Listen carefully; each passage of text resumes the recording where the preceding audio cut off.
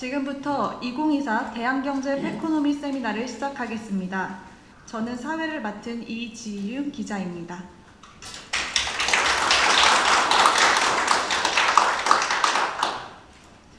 KB경영연구소가 발간한 한국 반려동물 보고서에 따르면 지난해 말 기준 반려동물 가구는 552만 가구에 달한다고 합니다. 국내 전체 가구의 약 26%에 달하는 규모인데요. 이에 반해 국내 펫보험 가입률은 매우 미미한 수준이며 반려동물 보험 가입에 대한 인식이 매우 부족한 실정입니다. 또한 병원마다 제각각인 진료비 표준수가제와 비싼 보험료 등 제도적으로 해결해야 할 과제들이 쌓여 있습니다. 이에 따라 대한경제는 이번 반려동물 세미나를 통해 새로운 시대를 맞이하는 우리나라의 사회 현상과 그에 맞는 전략을 논의하고 모색하고자 합니다. 오늘 세미나는 2시 15분부터 주제 발표가 이어진 뒤 3시 반부터 전문가 토론이 진행될 예정입니다. 자, 그럼 본 행사에 앞서 유일동 대한경제신문 사장님의 개회사가 있겠습니다. 네, 안녕하십니까. 대한경제 사장 유일동입니다. 먼저 2024 대한경제 페코노미 세미나에 참석해 주신 모든 분들께 감사의 말씀을 드립니다. 2024 대한경제 페코노미 세미나는 올해로 3회째를 맞이했습니다. 올해는 반려동물 관련 산업 전반을 주제로 발전 방향을 논의하는 한편 펫보험 등 금융시장의 활성화와 제도 개선 방안을 모색하고자 합니다. KB경영연구소에 따르면 지난해 말 기준으로 반려동물 가구는 552만 가구에 달한다고 합니다. 이는 전체 가구의 4분의 1이 넘습니다.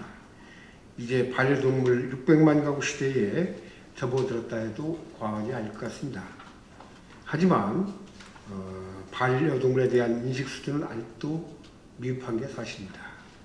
양육 환경이나 재반 생활 여건 또한 선진국 대비 매우 열악하다 하겠습니다.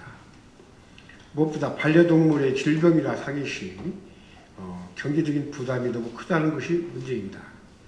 반려가구가 늘어나는 만큼 버려지는 동물이 증가하고 있는 이유도 이와 무관치 않다 할 것입니다. 예컨대 반려동물은 사회적 보험이 적용되지 않아 진료비나 치료비가 매우 비싼 편입니다. 지난 3월 기준 국내 반려동물 개체수 대비 보험 가입률은 고작 1.4%에 불과하다고 합니다. 스웨덴 40%나 영국의 25%, 일본의 15% 등과는 비교조차 어려울 정도입니다. 다행히도 최근 다양한 펫보험 상품이 등장했고 계약 건수도 크게 늘고 있다고 합니다. 금융당국과 보험업계도 다양한 노력을 경주하는 것으로 알고 있습니다. 최근 금융위원회는 1호 동물보험 특화 소액 단기 전문보험사인 마이브라운에 대한 예비 허가를 결정한 것으로 알고 있습니다. 그러나 아직도 보험 상품마다 병원마다 보험료와 진료비 표준수가 제각각입니다. 사회적 인식 개선과 더불어 관련 제도 정비가 필요한 시점입니다. 앞으로 반려동물 산업 및 시장은 급속도로 커질 것입니다. 글로벌 시장 규모가 지난 2022년 3,200억 달러에서 2030년에는 4,090억 달러로 성장할 것이란 전망이 나오고 있습니다. 이제 금융당국과 보험연구원, 보험개발원, 그리고 수의사협회와 손해보험업계까지 머리를 맞대야 할 때라고 생각합니다. 끝으로 2024년 대한경제 페코노미 세미나가 국내 반려동물 산업 발전 및 펫보험 등 금융시장의 지속적인 성장을 위한 공론의 장이 되길 진심으로 기원합니다. 감사합니다.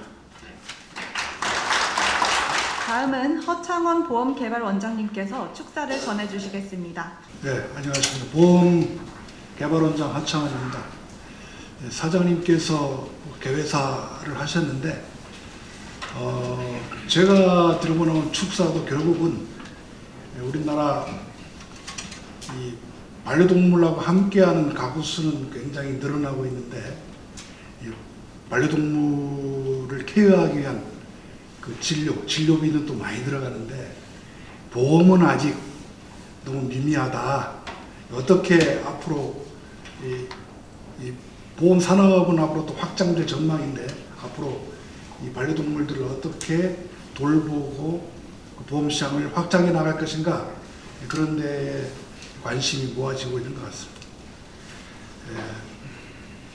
오늘 이렇게 각계 전문가들이 참여하는 펫고노미 산업발전 전략 세미나에서 축사를 하게 된 것을 매우 뜻깊게 생각을 합니다.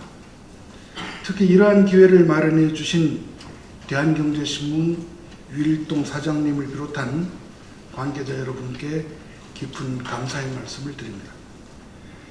최근 우리나라는 국민소득 증가와 함께 저출산, 고령화, 1인 가구 확산 등의 영향으로 반려동물 양육 가구 수가 꾸준히 증가해 왔으며 반려동물 보호와 복지에 대한 국민적 관심 또한 높아지고 있습니다. 아까 사장님도 말씀하셨고 우리 사회자도 말씀하셨듯이 2022년 기준 반려동물 양육 가구 수는 약 552만 가구로 전체 가구 수의 25.4%를 점하고 있습니다. 4가구 중 1가구는 반려동물과 함께 생활하고 있습니다. 이러다 보니 반려동물을 뜻하는 펫과 경제를 뜻하는 이코노미를 결합한 펫코노미라는 신조어가 등장할 만큼 다양한 반려동물 관련 서비스 상품들이 시장에 나오고 있습니다. 한국농촌경제연구원에 따르면 2021년 3조 7,700억 원이었던 국내 펫코노미 시장은 올해 4조 9,700억 원을 기록하고 2027년도에는 약 6조 원 규모로 성장할 것으로 전망하고 있습니다. 펫코노미 시장 중에서 특히 반려동물에 대한 의료 시장의 성장이 가장 클 것으로 생각을 합니다. 최근 한 연구기관의 조사에 따르면 반려가구의 약 55%는 반려동물 관련 최대 관심사로 건강관리를 꼽고 있으며 반려동물 양육 비용 중 병원 진료 및 수술 비용이 펫푸드 구매 비용에 이어 지출 규모가 2번째로 큰 것으로 나타나고 있습니다. 또한 양육자의 약 83%는 반려동물 의료비에 부담을 느끼고 있다고 합니다.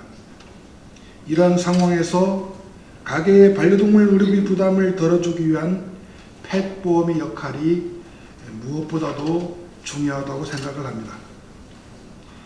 우리나라의 펫보험은 10여 년 전까지만 해도 낮은 보험 가입률과 높은 손해율로 양육가구와 보험사로부터 외면을 받아오는 것이 사실입니다. 하지만 최근 반려동물 양육가구 증가 및 반려동물 권리에 대한 국민의식 선진화 등의 힘을 입어서 보험 가입도 점차 늘어나고 다양한 상품도 출시되고 있는 상황입니다. 다만 2023년을 기준으로 볼 때 우리나라 펫보험 가입률이 1.4%에 불과해 펫보험 선진국이라고 할 수 있는 아까 말씀드린 다 나왔죠. 스웨덴 40%, 영국 20%에는 한참 못 미치는 상황입니다. 따라서 펫보험이 활성화되어 반려동물 양육 가구에 대한 기여도를 높이기 위해서는 정책 당국, 수의업계, 보험사, 소비자단체 등 각계각층이 힘을 함께 모아야 합니다. 다행히 지난해 10월 정부는 관계부처 합동으로 펫보험 제도 개선 방안을 발표하고 동물 진료에 대한 제도 개선, 소비자의 다양한 니즈를 반영한 보험 상품 개발, 보험사와 수의업계 간의 제휴 강화 등 제도 개선에 대한 노력을 기울이고 있는 상황입니다. 이러한 상황에서 지난해에 이어서 반려동물 산업 발전을 주제로 한 세미나를 개최해 주신 대한경제신문 유일동 사장님께 다시 한번 감사의 말씀을 드립니다. 오늘 2024 대한경제 패코노미 산업발전 전략 세미나를 통해서 각계각층의 전문가가 모여 심도 있게 논의한 결과가 국내 패코노미 시장과 펫보험 시장을 한 단계 성장시킬 수 있는 중요한 계기가 되었으면 합니다. 네, 감사합니다. 이어서 이번 포럼의 본 행사인 주제 발표 시간을 갖겠습니다. 먼저 정영록 보험개발원 특종보험팀장님께서 펫보험 현황 및 시장 전망을 주제로 발표해 주시겠습니다. 네, 안녕하십니까. 보험개발원 특종보험팀 정영록 팀장입니다. 보험개발원에 관하여 간략히 소개드리면 1983년 보험업법에 근거하여 설립된 기관으로 공정하고 합리적인 보험료의 산출과 또 보험과 관련된 정보를 체계적이고 안전하게 관리하는 역할을 주로 수행하고 있습니다. 펫보험과 관련해서는 2018년 펫보험에 관한 보험료율을 산출해서 보험회사에 제공한 바가 있으며 펫보험 관련 통계를 보험회사로부터 제공받아 직접 관리하고 있습니다. 이번 발표는 반려동물 양육 현황 및 펫보험 시장 현황 그리고 주요 상품 현황을 소개드리고 펫보험이 활성화되기 위해 필요한 과제와 과제 해결을 위해 현재까지 추진되고 있는 사항 그리고 향후 전망 순으로 말씀드리겠습니다. 네, 반려동물 양육 현황입니다. 네, 반려동물 현황은 양육 현황은 현재 국내 반려 가구 수는 552만 가구이고 반려인 수는 1262만 명으로 조사되었습니다. 그리고 반려동물 수는 반려견이 473만 마리, 반려묘가 239만 마리로 총 712만 마리로 추산이 되고 있습니다. 전체 가구에서 반려가구 비율이 차지하는 비율을 보시면 2022년이 25.4%로 2019년 또 2020년, 2021년 대비해서 다소 낮은 수준입니다. 이는 반려가구가 감소했다기보다는 1인 가구 증가로 전체 국내 가구 수가 증가하는 증가율에 비해서 반려가구 증가율이 상대적으로 낮은 원인으로 추정을 하고 있습니다. 국내 반려동물 양육 관심사와 양육 비용 항목을 보시면 앞서 저희 원장님께서 축사로 말씀 주신 바와 같이 건강관리에 대한 관심이 55.0%로 가장 높게 나오고 있습니다. 그리고 양육 비용 항목별로는 병원 진료 수술 비용이 56.6%로 펫푸드 구매 비용에 이어서 두 번째로 지출이 큰 걸로 조사되었습니다. 이러한 반려동물에 대한 건강관리에 대한 높은 관심과 또 병원 진료 수술 비용의 비중이 큰 점은 펫보험 가입에 대한 국내 잠재 수요가 상당히 높을 것으로 예상을 하고 있습니다. 펫보험 시장 현황입니다. 펫보험 시장 규모는 계약 건수로는 2023년 10만 9,088건이고 원수 보험료는 468억 5천만 원입니다. 이는 2018년에 대비해서 계약 건수는 13.4배 증가하였고 원수 보험료는 41.8배로 크게 증가하였습니다. 아래 그 그래프를 보시면은 반려동물 가입률이 연도별로 2018년 0.4%에서 2023년 1.4%로 증가하였습니다. 그러나 해외 주요 국가 비교해 보면 스웨덴 40%, 영국 25%에 비해서는 아직 낮은 수준입니다. 이렇게 국내 펫보험 가입률이 낮은 원인에 대해서는 펫보험 활성화 과제 부분에서 말씀드리겠습니다. 펫보험 주요 상품 현황입니다. 현재 주요 손해보험사에서 판매되고 있는 펫보험 상품의 주요 특징을 살펴보면 만기는 반려동물 연령 기준으로 최대 20세까지이고 갱신 주기는 주로 3년과 5년 상품이 판매되고 있으나 이 상품과 같이 7년과 10년 상품도 판매가 되고 있습니다. 반려동물이 펫봄에 가입 가능한 연령은 통상 2개월에서 만 10세까지입니다. 입원과 통원비에 대한 펫봄 보장 비율은 50에서 80% 외에 90%와 100%인 고보장 상품도 판매가 되고 있습니다. 입통원비 1일 한도는 10만원, 15만원, 30만원 수준입니다. 수술비의 경우 1회 보상 한도는 상품별로 차이가 있으나 최저 100만원에서 최대 300만원까지 가입이 가능합니다. 1일 및 1회 한도 외에 연간 한도도 설정이 되어 있습니다. A와 또 C 상품과 같이 입원과 통원 구분 없이 입원과 통원을 구분하여 연간 한도를 설정한 상품도 있고, B와 D, E 상품과 같이 입통원 구분 없이 합산한 연간 한도를 적용하는 상품도 있습니다. 최대 연간 한도를 보시면은 2천만 원까지 현재 상품이 판매되고 있는 걸로 조사되었습니다. 발생한 비용 중 반려인이 직접 부담하는 본인 부담금은 주로 만원에서 5만원으로 설정이 되어 있고, B 상품과 같이 10만원, 그리고 C 상품과 같이 본인 부담금이 없는 상품도 현재 판매가 되고 있습니다. 펫보험 활성화 과제입니다. 앞서 살펴본 것과 같이 우리나라 펫보험 가입률이 낮은 원인은 아래 펫보험 가입 저해 요인에 대한 소비자 조사 결과에서 잘 알 수 있습니다.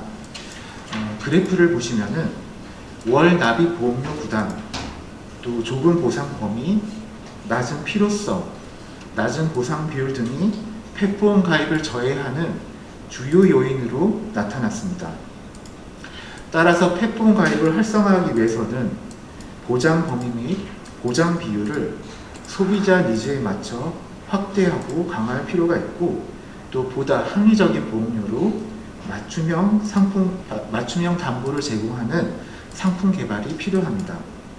다만 이를 위해서는 아래와 같은 현실적 어려움을 우선 해결해야 합니다. 첫 번째는 동물 의료 습관 체계가 표준화되어 있지 않고, 또 동일한 질병에 대해서 동물 병원별로 상이한 질병명과 또 진료 행위 코드를 사용함에 따라 합리적인 보험료 및 보상한도 산출에 필요한 양질의 데이터 및 통계 집적이 어렵다는 점입니다. 두 번째는 진료비 예측이 어렵고 동물 병원별로 진료비 편차가 커서 의료비 추정이 어렵다는 점이 있습니다.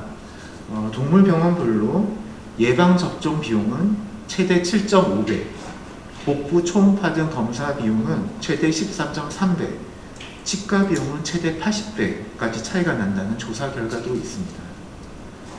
세 번째는 보상 청구 건에 대한 진료 기록 확인에 어려움이 존재하고, 반려동물에 대해서는 펫보험에 가입된 동물인지를 확인할 수 있는 개체 식별이 어렵다는 점입니다.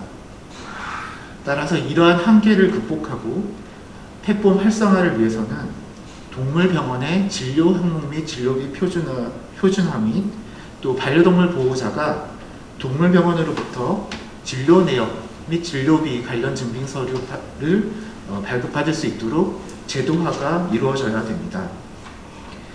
그리고 반려동물 등록률 제고 등 개체 식별 강화와 보험업계와 수의업계 간 협력체계 구축이 필요하다고 생각됩니다.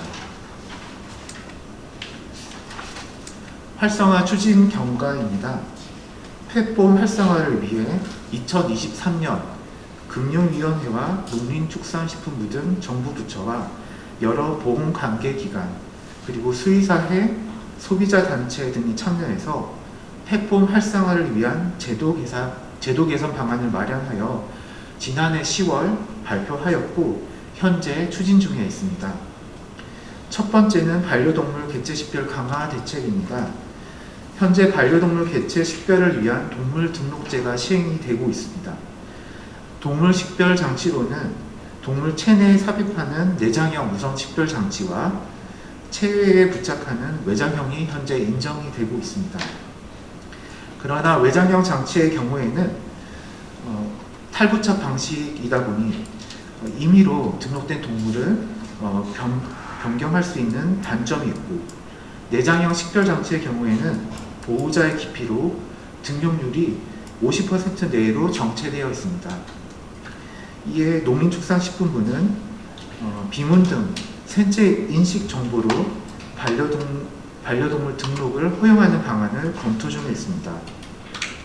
우선은 2024년까지 규제 샌드박스 제도를 통해 생체 인식을 통한 동물 등록 시범 사업을 선 운영한 다음 해당 결과를 바탕으로 2025년 이후 허용 여부를 결정하고 필요시 동물보호법 시행규칙 개정 등을 추진한다는 내용입니다. 다음은 반려묘 등록 의무화 검토 사항입니다. 현재 반려견에 대해서만 동물 등록이 의무화되어 있고 반려묘에 대해서는 등록이 의무화되어 있지 않습니다. 국내 반려묘는 239만 마리로 반려견의 약 2분의 1 수준이고, 또 반려묘에 대한 양육 비율이 꾸준히 증가하고 있음에 따라 농림축산식품부는 반려묘의 등록률을 높이기 위해서 등록 지원 활성화 및 의무화를 검토 중에 있습니다. 두 번째 활성화 방안은 동물병원, 진료내역 등에 대한 증빙서류 발급 의무화 추진입니다. 현재 관련 법안 2건이 국회에 발의되어 논의 중에 있습니다. 두 법안 모두 보호자가 요청할 경우에 동물병원의 진료 기록을 열람하고 또 동물병원으로부터 사본을 발급받을 수 있도록 의무화하는 내용입니다. 세 번째는 다빈도 중요 진료비 개시 의무화입니다. 2022년 수의사법 개정으로 2024년에는 수의사 2인 이상, 그리고 올해 2024년부터는 수의사 1인 이상 동물병원을 대상으로 시행이 되고 있습니다. 주요 내용은 진찰, 상담, 입원, 백신 접종 등 11개의 다빈도 진료 항목에 대해서 동물병원이 홈페이지나 동물병원 내에 진료비를 게시하고, 또 중대 진료를 하기 전에 보호자에게 예상 진료 비용을 사전 고지하도록 하는 내용입니다. 농림축산식품부는 동물병원별 진료비 현황을 취합하여 전국, 시도, 시군구 단위별로 최저, 최고, 평균, 중간 비용을 공개하고 있습니다. 네 번째는 진료 항목 표준화입니다. 농림축산식품부는 대한수의사회와 협력하여 2022년부터 동물병원별로 상이한 진료 코드를 표준화하고 각 진료 행위에 대해서 표준 절차를 마련하는 작업을 하고 있습니다. 올해 4월에는 중성화 수술, 외이염, 결막염 등 20종에 대한 건강 표준 진료 절차를 고시하였습니다. 다음은 반려동물 비대면 진료의 한시적 허용입니다.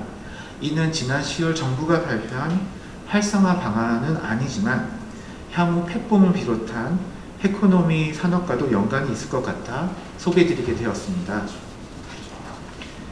반려동물에 대한 비대면 원격 진료는 법적 제도적으로 허용되지 않고 있었으나 과학기술정보통신부 규제 샌드박스 제도를 통해서 2025년까지 한시적으로 AI 포셋사의 반려동물 건강상태 모니터링 서비스 사업에 대해서 허용하였으며, 실증 시범 사업 종료 이후에 실증 분석 결과를 바탕으로 최종 비대면 진료 허용 여부를 결정할 것으로 보입니다. 해당 서비스 사업은 반려인이 반려동물의 눈이나 피부, 치아, 또 걷는 모습을 촬영해 AI 포펫사의 TT케어 앱에 올리면 인공지능이 이를 분석해서 이상 건강 징후를 알려주고 수의사로부터 실시간 비대면 상담 치료를 받을 수 있는 서비스입니다. 여섯 번째는 펫봄 비교 플랫폼 출시입니다. 이는 소비자들이 플랫폼을 통해 여러 보험회사 상품별 담보범위, 자기부담금, 면책기간, 보험료 등을 조회 비교하여 적합한 상품을 찾을 수 있는 서비스로서 펫보험에 대한 정보 비대칭성 해소와 소비자 접근성 제고, 그리고 판매 채널 다변화를 통한 가입 확대 목적으로 추진이 되었습니다. 현재 카카오페이 플랫폼에서 이용 가능하며 반려동물의 성별, 견종, 이름, 생년월일 등을 등록 후에 보장 비율, 한도 등 가입 조건을 설정하면 조회할 수 있습니다. 7월 19일부터 서비스가 시작되었고 현재 4개 보험사가 참여하고 있습니다. 7번째는 소비자의 펫보험 가입 편의성 증대입니다. 기존에는 보험업 감독 업무 시행 세치상 동물병원, 펫샵 등에서 소비자가 가입할 수 있는 펫보험 상품은 1년 이하 단기 상품으로 제한이 되어 있었습니다. 그러나 대부분의 펫보험 상품이 3년 이상인 장기 손해보험 상품인 점을 감안하여 정책당국은 보험업 감독 업무 시행 세칙을 개정하였고, 이에 따라 올해 4월부터 소비자는 3년 이상의 펫보험 상품도 동물병원, 펫샵 등에서 가입 가능하게 되었습니다. 8번째는 반려동물 전문 보험사 진입입니다. 정부는 지난해 10월 발표한 대책에서 펫보험 관련 전문성을 기반으로 한 신규 플레이어들이 차별화되고 다양한 상품 및 서비스를 제공할 수 있도록 펫보험 전문 보험사 진입을 허용하겠다는 방침을 밝힌 바 있습니다. 이에 현재 마이브라운사가 9월 5일 보험업 예비 허가를 받았고, 다른 한 개사인 파우치사도 연내 금융위원회에 보험업 예비 허가를 신청할 계획으로 알려져 있습니다. 보험업 예비 허가를 받은 마이브라운사는 6개월 이내 허가 요건인 자본금 출자, 인력 채용 및 물적 설비 구축 등을 이행하여 금융위원회에 본 허가를 신청할 계획으로 알려져 있습니다. 보험사도 펫보험 가입자 확대를 위해 보장 항목 신설 및 연간 한도 확대 등 상품 및 서비스 개선을 지속하고 있습니다. A사의 경우 스케일링, 발치 등 치과 치료와 아포켈 등 특정 피부 약물 치료 등에 대한 보장을 신설하였고, 입통원비, 의료비 연간 한도를 각 500만원에서 1000만원으로 확대하였습니다. B사의 경우 MRI, CT 검사 확장 보장 특약을 개발하였고, 다둥이 및 유기동물 입양 시 보험료 할인율을 신설하였습니다. 그리고 반려동물이 차량에 탑승 중에 자동차 사고로 죽거나 다쳤을 경우에 위로금을 지급하는 교통사고 위로금 특약을 출시하였습니다. C사의 경우 반려동물 양육과 관련하여 반려동물 보험자에게 발병할 수 있는 천식 등 질환과 반려동물 산책 과정에서 입을 수 있는 상해 위험을 보장하는 상품을, 그리고 반려동물 양육자금과 사망시 위로금을 보상하는 특약을 출시하였습니다. 이 밖에도 반려동물의 주요 3대 질환에 대한 보장 한도도 확대하였습니다. D사의 경우에는 반려견이 이물질을 삼켜 동물병원에서 내시경을 이용해 이물질을 제거했을 때 200만원 한도로 보험금을 지급하는 보장을 신설하였습니다. 그리고 보장 만기가 7년과 10년인 상품을 신설하였습니다. 이사의 경우에는 펫 장례 서비스 지원금 보장을 신설하였고, 앞서 소개해드린 반려동물 비대면 진료 규제 샌드박스 시범 사업자인 AI 코펫사와 제휴하여 보험사 앱을 통해 반려동물에 대한 눈, 피부, 건강 체크 서비스를 제공을 하고 있습니다.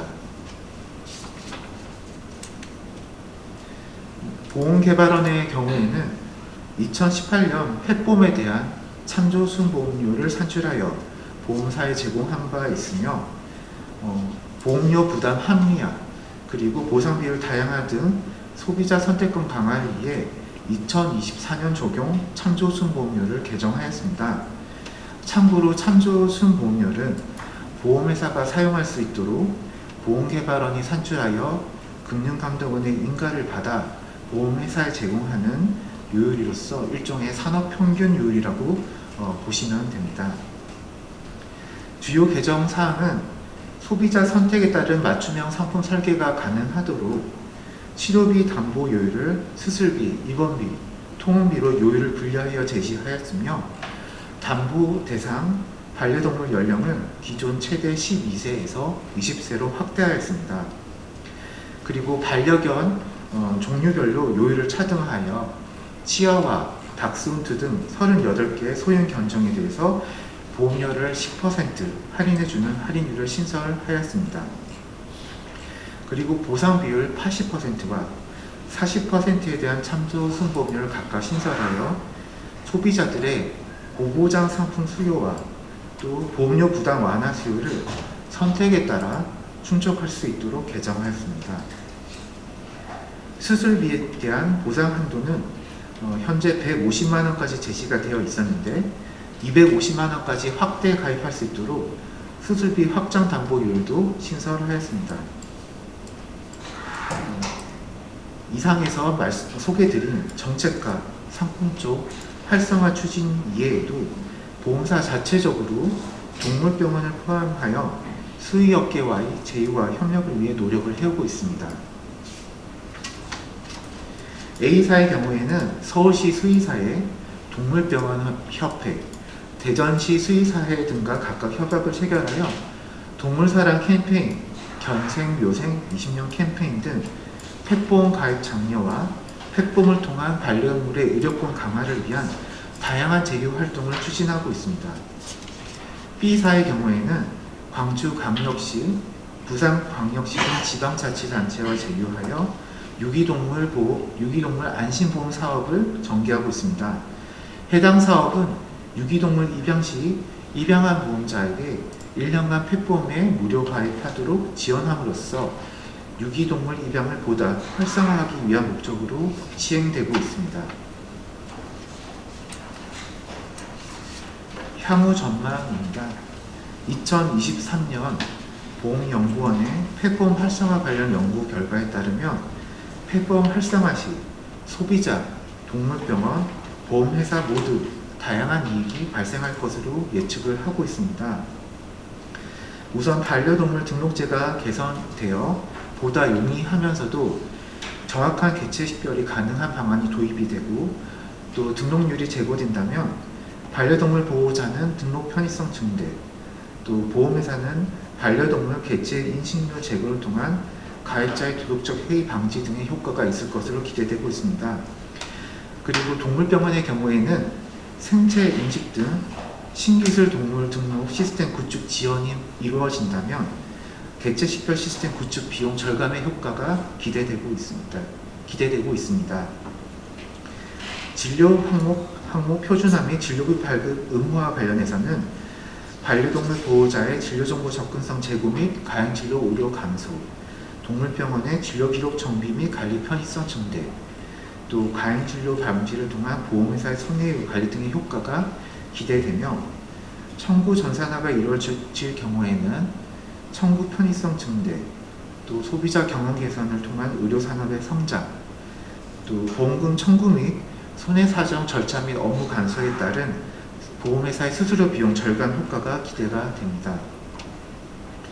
그리고 보험회사와 동물병원 간의 네트워크가 구축, 강화된다면 적정 의료비 및 보험료 부담, 또 펫보험 시장 성장과 연동된 동물 의료의 안정적 성장, 또 보험 통계의 안정적 사용 및 운영 효과가 기대되고 있습니다.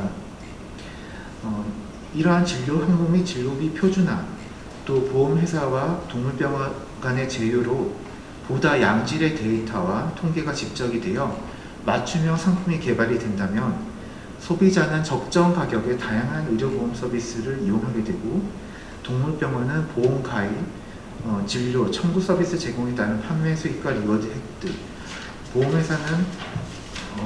보험회사는 펫보험의 건실한 성장이라는 효과가 기대되고 있습니다.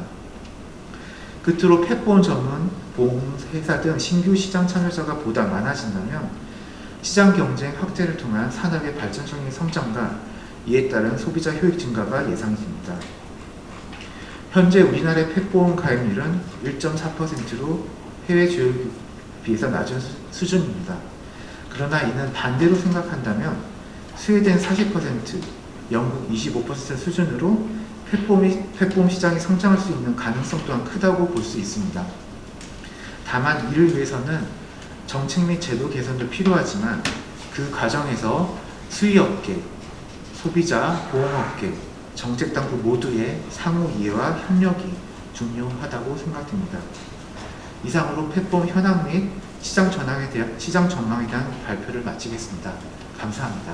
다음은 김원각 고려대학교 법학연구원 박사님께서 펫보험 관련 법적 이슈에 대한 주제로 발표해 주시겠습니다. 네, 안녕하십니까. 고려대학교 법학연구원에서 연구교수로 있는 김원각이라고 합니다. 애경과 애묘가로서 이렇게 뜻깊은 행사에서 발표할 수 있게 됨을 영광으로 생각을 합니다. PPT가 사실 사진 찍었을 때 더 잘 나오는데 제가 이 PPT를 준비를 하지 못해서 이렇게나마 발제문으로서 좀 발표를 진행을 하도록 하겠습니다. 제 발표 주제는 이 펫보험 활성화를 위한 법적 과제다 이렇게 보시면 되겠습니다. 어떠한 산업이든지 잘 정착이 되고 활용이 되기 위해서는 가장 선제적으로 관련된 법률 어떤적인 문제라든지 아니면 정책들이 정리가 되어야 되는데 지금 우리나라를 보면은 그런 부분이 좀 많이 미비하다라고 볼 수가 있겠습니다. 그래서 이번 발표에서는 어떠한 법적인 문제들이 좀 있는지 모든 걸 다 다루지는 못하겠지만 관련된 문제들을 좀 짚어보고자 합니다. 시간 관계상 좀 빠르게 진행을 하도록 하겠습니다. 이 펫보험이 굉장히 전 사회적으로 관심을 받고 있습니다. 특히 지난 2023년 10월 16일에 금융위원회에서 관계부처랑 함께 이 펫보험 육성을 위한 반려동물 보험 제도 개선 방안을 발표하고 나서부터 정부의 어떤 좀 뜨거운 관심을 받고 있기도 하고 많은 생명 손해보험 회사에서 펫보험에 관심을 보이고 있다고 볼 수가 있겠습니다. 특히 이 코로나19 팬데믹을 거치면서 집에 있는 시간들이 많아지고 또 고령화와 1인 가구의 확산이라든지 동물 보호에 대한 관심의 증가라든지 뭐 이러한 것들로 인해서 반려동물 양육 가구 수가 굉장히 많이 증가했고요. 그러면 이 펫보험에 대한 열기에 또 크게 일조를 하고 있다라고 보여집니다. 다만 아직까지도 우리나라의 펫보험 가입률이 굉장히 미비한 수준이다라고 볼 수가 있는데 이와 관련된 어떤 법제의 정비라든지 연구 역시도 굉장히 부족한 실정입니다. 이 정부의 반려동물 보험 제도 개선 방안과 관련 법적 제도에 대한 검토 부분을 좀 보시면은 작년에 이 반려동물 보험 제도 개선 방안이 발표가 됐고요. 이걸 통해서 이 정부에서 또는 보험업계와 시민단체, 학회들에서 지속적으로 지적해온 여러 가지 문제들에 대해서 이 정부가 어떻게 대응을 할 것인지 어떠한 생각을 가지고 있는지에 대해서 좀 알 수 있는 좀 단초가 되었다 이렇게 볼 수가 있겠습니다. 그래서 제도 개선 방안에 보면은 보험 인프라 구축이나 소비자 편의성 증대라든지 맞춤형 상품 개발 활성화, 그 다음에 신규 플레이어 진입 허용 이 네 가지의 큰 카테고리로 나누어서 발표를 했었고요. 여기서는 이것과 관련된 문제들을 잠깐씩만 검토를 하도록 하겠습니다. 자, 먼저 반려동물의 정의와 등록 의무 대상의 제한과 관련된 문제입니다. 특히 이 반려동물의 등록 문제 같은 경우에는 소비자 측의 모럴 해저드와도 관련이 있다고 볼 수가 있습니다. 이 반려동물은 어떤 개체를 식별할 수 있는 칩 같은 게 없으면은 육안으로만 봐서 어떠한 종인지 몇 살인지 어떠한 건강 상태인지를 알기가 굉장히 어렵습니다. 근데 일부 보호자들이 이 펫보험을 가입할 때 알려야 하는 어떤 반려견의 병력이나 치료 사실을 의도적으로 숨기는 경우가 있고요. 그 다음에 이걸 숨긴 상태로 보험금을 청구하는 사례도 많이 나타나고 있습니다. 그래서 이걸 확인하는 것이 필요하다라고 보여지고요. 이걸 확인하지 못하게 되었다라고 했을 때는 무분별하게 보험금이 지급이 되기도 하고 그래서 보험료의 인상으로 이어지기도 하고요. 그 다음에 이 선량한 보험 가입자들이 피해를 입을 수가 있기 때문에 반려동물 등록률을 높이는 것이 굉장히 중요하다라고 생각이 됩니다. 또 우리 동물보호법과 동물보호법 시행규칙에 보면은 반려동물에 대한 정의가 있습니다. 뭐 개, 고양이, 토끼, 패럿, 기니피그, 햄스터 이런 것들이 포함이 되게 되는데 현재 이 반려동물을 키우는 가정의 비율이 굉장히 많이 지속적으로 증가를 하고 있는데도 불구하고 개체 식별과 관련돼서는 반려견만 개체 식별의 대상으로 하고 있다는 것이 좀 문제가 되지 않나라고 생각이 됩니다. 또한 이 우리나라에서 판매되는 반려동물 보험 상품 같은 경우에는 반려견과 반려묘를 대상으로 하고 있는데 당연히 수익성을 따져봤을 때는 그렇게 될 수밖에 없겠지만 외국 같은 경우에는 특히 미국 같은 경우에는 요즘 사람들이 많이 키우기 시작하는 애완조류라든지 아니면 파충류라든지 어류라든지 이러한 것들도 보장을 해주는 보험이 또 출시가 되고 있기 때문에 뭐 우리나라에서도 이런 걸 한번 좀 생각을 해볼 필요는 있지 않을까 이렇게 생각이 됩니다. 그래서 아까 말씀해 주신 것처럼 이 정부에서는 이 반려묘 등록을 의무화하는 것도 추진을 하고 있다라고 보여지고요. 그래서 규제 샌드박스를 운영해서 이런 것들을 차례차례 진행을 시키려고 한다 이렇게 보시면 되겠습니다. 특히 반려동물의 식별 가능성 같은 경우에는 반려동물 보험에 있어서 굉장히 중요한 역할을 하고 있다라고 볼 수가 있기 때문에 식별 제도를 조금 더 강화해서 이 확대해야 될 것으로 보인다 이렇게 말씀을 드릴 수가 있겠습니다.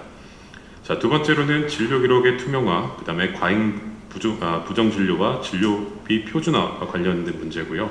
이 문제가 굉장히 민감한 것으로 알고 있습니다.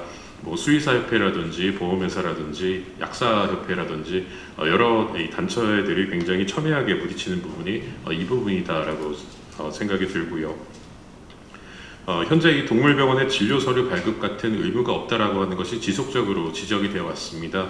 그래서 이 법안을 이 수의사법을 개정하는 것을 지난 21회 때 국회에서 10건 이상이 있었고요.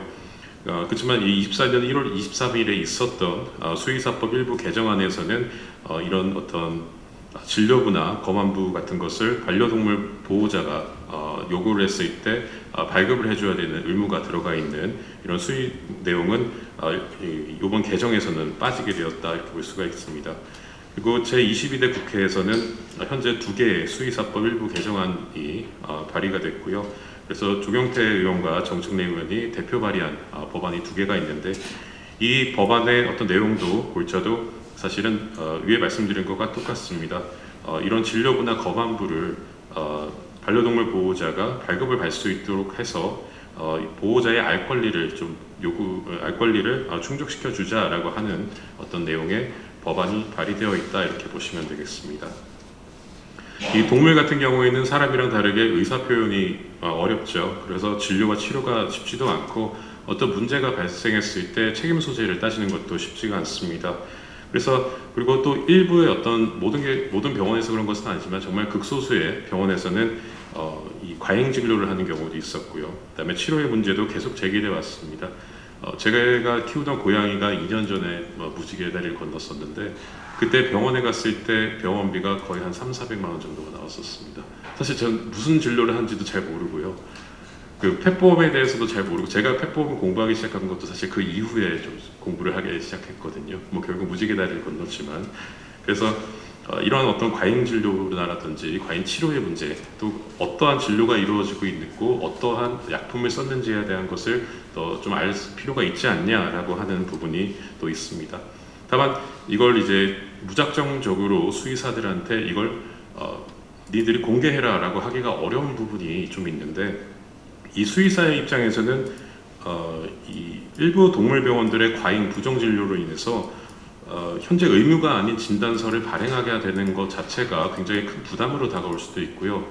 더불어서 이 소규모 동물병원 같은 경우에는 이걸 발급하는 것도 사실 인원도 들어가고 비용도 들어가고 행정력이 굉장히 많이 들어가는 일인데 수의사들이 그런 작은 수규모의 병원에서는 굉장히 부담이 될 수가 있다고 하는 겁니다. 특히 문제가 되는 것은 진료 기록을 공개하게 되면은 의사가 어떤 약을 처방할 수 있는지를 알 수 있게 되는데 이걸 악용할 수 있는 어떤 이 가능성을 완전히 배제할 수가 없다라고 하는 겁니다. 그래서 현재 약사법에 보면은 동물약품을 개설한 약사가 주사용 항생제나 뭐 주사용 생물학적 제재를 제외하면 수의사 처방 대상 약품도 수의사 처방 없이 자유롭게 판매를 할 수가 있게 되어 있는데 이렇게 되면은 유튜브라든지 블로그라든지 이런 다양한 어떤 좀 근거가 없는 어떤 정보를 갖게 되는 일반인들이 그냥 약만 받아가지고 치료를 하다 보면은 오히려 더 안 좋은 상황에 처할 수도 있는 뭐 그런 상황이 생길 수도 있지 않을까라고 하는 부분입니다. 그래서 만약에 수의사들한테 이러한 좀 의무를 부과하려면 약사법의 개정도 역시 좀 같이 이루어져야 되지 않을까라고 하는 생각을 하고 있습니다. 그리고 이 펫보험 산업의 활성화를 위해서는 이 법 개정이 반드시 필요하다라고 생각을 하는데, 과잉 부정 진료가 있었다 없었느냐 있었느냐에 대한 것은 일반인들이 판단하기가 굉장히 어렵습니다. 그렇기 때문에 보험금을 청구하게 됐다라고 하면은 보험회사에서 전문가가 나와서 그 진료의 적절성을 검토할 수 있게 하는 것도 괜찮은 방법이 되지 않을까 싶고요. 그다음에 아까 말씀하신 것처럼 뭐 진료비의 표준화도 필요하다라고 하는 점이 자주 지적이 되고 있는데, 동일한 진료를 받아도 이 병원에서는 100만 원이고 저 병원에서는 300만 원이고 크게 10배 이상도 차이가 나는 경우가 굉장히 많습니다. 근데 과거 2007년에 펫보험이 등장을 했었다가 사라진 어떤 이유 중에 하나가 동물병원의 진료비 표준의 부재가 굉장히 컸다라고 하는 지적이 있는 것으로 보면은 앞으로 이에 대한 어떤 해결할 필요성도 있다라고 보여지고요. 자, 그 다음에 세 번째는 보험회사와 동물병원 간의 연계입니다. 그래서 보험업계랑 동물병원 간의 진료 및 지급 기준의 협의, 그 다음에 각종 통계 공유, 청구 간소화 등이 필요할 것으로 보여지고요. 네 번째로는 간편한 펫보험 가입을 위한 시스템 구축과 관련된 내용입니다. 그래서 보험 소비자가 펫보험에 가입하고 청구하고 반려동물의 건강을 관리하고 등록할 수 있는 원스톱 서비스 제공이 필요하다라고 하는 겁니다. 이제 이 동물병원 펫샵에서 간단 손해보험 대리점으로 해서 판매 가능한 반려동물 보험의 상품이 확대가 되는 것이 필요하다라고 봤는데, 이건 이제 보험업 감독 업무 수양색칙 2004년 4월 1일에 시행된 것에서 이 장기동물 보험이 여기에 포함이 되는 것으로 어느 정도 해결이 되지 않았나 이렇게 생각이 들고요. 그다음에 청구 시스템의 개선과 관련된 내용입니다. 이 보험금 청구를 할 때 비대면으로 손쉽게 이 보험회사로 진료 내역을 전송을 하고, 그다음에 보험금 청구가 가능하도록 하는 시스템을 구축하는 것이 필요하고, 이 보험개발원에서 반려동물 원스톱 이 진료 청구 시스템을 구축을 해서 이게 가능하도록 하고 있지만 실제로는 원래 해왔던 것처럼 그냥 전통적인 방법으로 청구가 되는 경우가 많다고 합니다. 그래서 이제 미국의 펫보험 회사인 트루페니언 같은 경우에는 다이렉트하게 클레임을 하고, 그다음에 보상 청구가 자동화가 되어 있어서 원스톱으로 이런 걸 처리할 수 있도록 해놓고 있다라고 하는 점도 좀 시사점을 있지 않을까 생각이 들고요. 그 다음에 여섯 번째로 보험회사의 펫보험 연계 서비스 제공 확대입니다. 이 반려동물 보험 관련 서비스를 이 보험회사가 제공할 수 있도록 하는 건데요. 예를 들어서 반려동물의 건강 증진을 위한 웰니스 서비스라고 하든지, 아니면 돌봄 사업이라든지, 아니면 반려동물 등록 지원이라든지 하는 여러 가지 사업들을 좀 보험회사가 영위할 수 있도록 하고, 그다음에 이 법상 지금 보험회사에서 리워드도 3만 원까지밖에 못 주게 되어 있는데, 건강관리 리워드 제공 한도도 한 20만 원 정도로 올리자라고 하는 어떤 주장도 있다 이렇게 보시면 되겠습니다. 그래서 이 반려동물의 건강 관리가 잘 이루어지게 되면은 이 건강과 수명을 유지하면서도 이 불필요한 보험금 지급을 막는, 어떻게 장기적으로 봤을 때는 굉장히 유의미한 것이다 이렇게 생각이 들고요. 그다음에 일곱 번째로는 맞춤형 상품 개발화 활성화와 관련된 내용입니다. 현재 판매되는 펫보험 상품 같은 경우에는 소비자의 선택권이 많지 않다라고 하는 어떤 주장이 계속 있어 왔고요. 그래서 반려동물의 어떤 특성 없이 고려 없이 보장 한도랑 보험료만 일부 다르게 운영이 되고 있다라고 하는 지적이 계속 있어 왔습니다. 그래서 현재 판매하고 있는 상품을 좀 개선하고 신규 상품 개발을 하는 것을 장려하는 것이 필요하지 않나라고 생각이 들고요. 그래서 반려동물의 연령이라든지 종이라든지 질병이라든지 특성 이런 것들을 고려해서 보장범위나 보험료를 다양하게 하는 것들도 중요하고, 또 중증질환까지 보장 범위를 세분화해서 소비자의 선택권을 넓히는 방법도 있겠다라고 생각이 됩니다. 더불어서 뭔가 보장이 많은 것을 원하는 사람도 있겠지만, 그 반대로 간소화된 최소화된 어떤 보장을 원하는 사람들도 있을 수 있기 때문에 상품의 구조 조정을 통해서 보장 범위를 간소화하고 보험료를 낮춘 상품의 출시도 검토가 필요할 것으로 보여집니다. 또한 이 동물의 건강관리라든지 백신 접종이라든지 이런 것을 했을 때 여러 가지 인센티브를 제공하는 방식도 좀 고려를 해볼 만한 대상이 되지 않을까 이렇게 생각이 됩니다. 자, 8번째로는 신규 플레이어 진입 허용에 관한 문제입니다. 우리나라에서는 11개 손해보험 회사에서 현재 펫보험을 판매를 하고 있고요. 미국 같은 경우에는 반려동물 보험 전문 회사가 존재를 하고 운영이 되고 있지만 아직까지 우리나라에서는 펫보험만 전문적으로 취급하는 보험회사는 없습니다. 좀 전에 말씀을 하셨던 것처럼 마이브라운 같은 경우에 금융위에서 예비인가를 받기는 했지만 아직 운영이 들어간 것은 아니니까요. 그래서 정부에서는 이 반려동물 보험을 활성화하기 위해서 신규 플레이어들을 좀 진입할 수 있도록 허용을 해주자 이렇게 하고 더 다양한 상품을 제공하자 이렇게 얘기를 하고 있습니다. 다만 이 우리나라에서 보면은 보험업법상 소액단기 전문 보험회사에서 펫보험을 전담해야 된다 또는 한정해야 된다 이런 의견들이 조금씩 나오고 있는데요. 이 펫보험 같은 게 사실은 소액단기 전문 보험회사에서 영위하기에 괜찮은 상품일 수는 있습니다. 그렇지만 우리나라의 펫보험 같은 경우에는 현재 대형 또는 중견 보험회사에서 영위를 하고 있고요. 그래서 이걸 소액단기 전문 보험회사의 어떤 전담 상품으로 제한하기에는 쉽지는 않아 보인다라는 생각이 듭니다. 특히 이 재정 여력이 있어야 되는데 이 마이브라운 같은 경우에는 이미 삼성 화재로부터 굉장히 많은 투자를 받고 받고 있기 때문에 재정 여력과 관련돼서는 문제가 없다라고 할 수가 있겠지만 이 소액단기 전문 보험회사 같은 경우에 이 정부에서 재무 건전성이라든지 소비자 보호 조치라든지 이런 다양한 것들을 충실하게 조사를 하겠다라고는 하고 있지만 오히려 대형 중견 보험회사가 판매하는 상품보다 훨씬 더 제한된 상품만 운영할 수 있는 그런 어떤 문제점이 생길 수가 있다라는 겁니다. 그래서 소액단기 전문 보험회사를 시장에 진출시키려고 하는 어떤 소기의 목적을 달성하는 것 자체가 쉽지가 않지 않을까 이런 생각이 들게 되고요.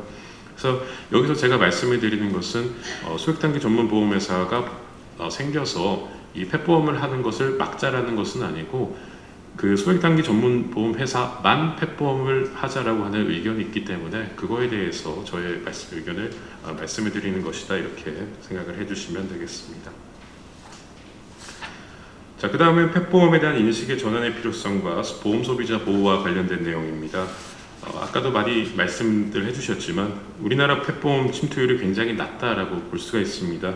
그래서 40%에 이르는 스웨덴이라든지 25%에 이르는 영국이라든지 이런 데에 비해서 굉장히 크게 떨어지는데 이게 반려동물 보호자에게 아직 펫보험의 필요성에 대한 어떤 인식이 많이 부족하다라는 것을 볼 수가 있습니다. 특히 저 같은 경우도 그 고양이가 아파가지고 병원비가 엄청 나오기 전에는 펫보험에 대해서는 전혀 알아볼 생각을 하지 않았었거든요. 근데 아프고 나서 병원비를 받고 나서 그때야 비로소 펫보험이라는 걸 찾아보게 되고 이걸 왜 가입을 안 했을까라고 하는 생각을 계속 하게 됐습니다. 그렇기 때문에 이 펫보험이라는 것이 꼭 필요하다라고 하는 것을 좀 국민들한테 또는 이 애견인과 애묘인들한테 알려줄 수 있는 방법에 대해서도 좀 생각을 많이 해봐야 될 것 같습니다. 또한 이 펫보험에 가입을 안 하는 어떤 중요한 요인 중에 하나가 보험료에 부담을 느낀다라고 하는 것인데 문제는 이렇게 펫보험료의 가입률이 너무 낮으면 정확한 요율이 산정이 좀 쉽지가 않게 된다라고 하는 부분이 되겠죠. 그래서 이 반려동물 보호자들이 펫보험에 대한 인식을 변화시키고 가입할 수 있는 이런 여러 가지 방법들에 대해서도 생각을 해보는 게 꼭 필요할 것이라 생각이 들고요.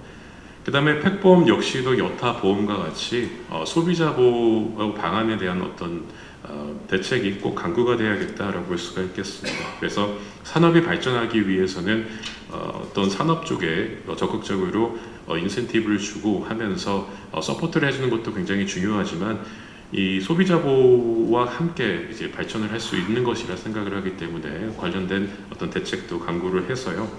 상품을 판매하는데 급급한 게 아니라 중요한 내용에 대해서도 충분히 설명하고 그다음에 불완전 판매가 이루어지지 않도록 하면서 하고 그다음에 또 이해할 수 있는 약관을 제공을 하고 하면서 소비자 보호에 대한 어떤 대책도 강구가 되어야 될 것으로 보입니다. 지금까지는 이제 한국의 어떤 문제와 관련된 내용이었었는데요. 그럼 이제 미국 같은 경우에는 어떻게 하고 있는지에 대해서 좀 살펴봤습니다. 미국 같은 경우에는 전 세계 보험 시장에서 40%를 장악하고 있는 굉장히 큰 보험 강국이 되겠습니다. 펫보험 가입률이 아주 높은 편은 아니지만 뭐 미국의 인구 수에 비하면은 굉장히 많은 사람이 가입해 있다고 볼 수가 있고요.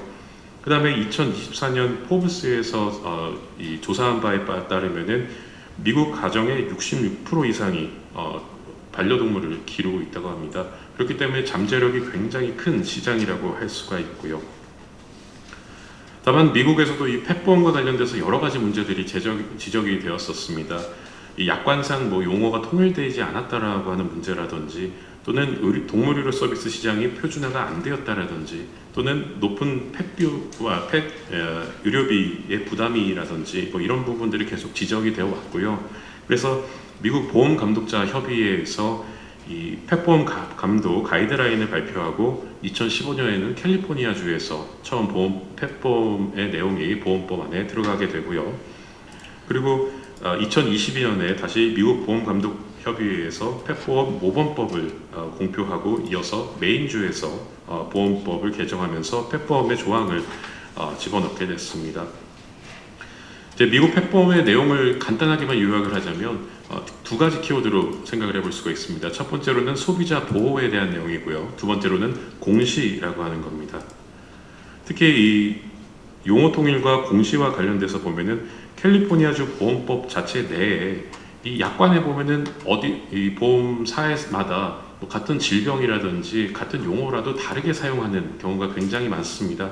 이제 미국에서도 그러한 문제가 있었기 때문에 이 캘리포니아주 보험법에서 이런 약관상의 용어들을 통일을 하는 그래서 법사항에서 정의를 내려주기까지 하는 그런 모습을 볼 수가 있겠고요. 그 다음에 이러한 정의를 내려준 것들, 그래서 주요 어떤 용어들, 약관상의 중요 용어들 같은 경우에는 이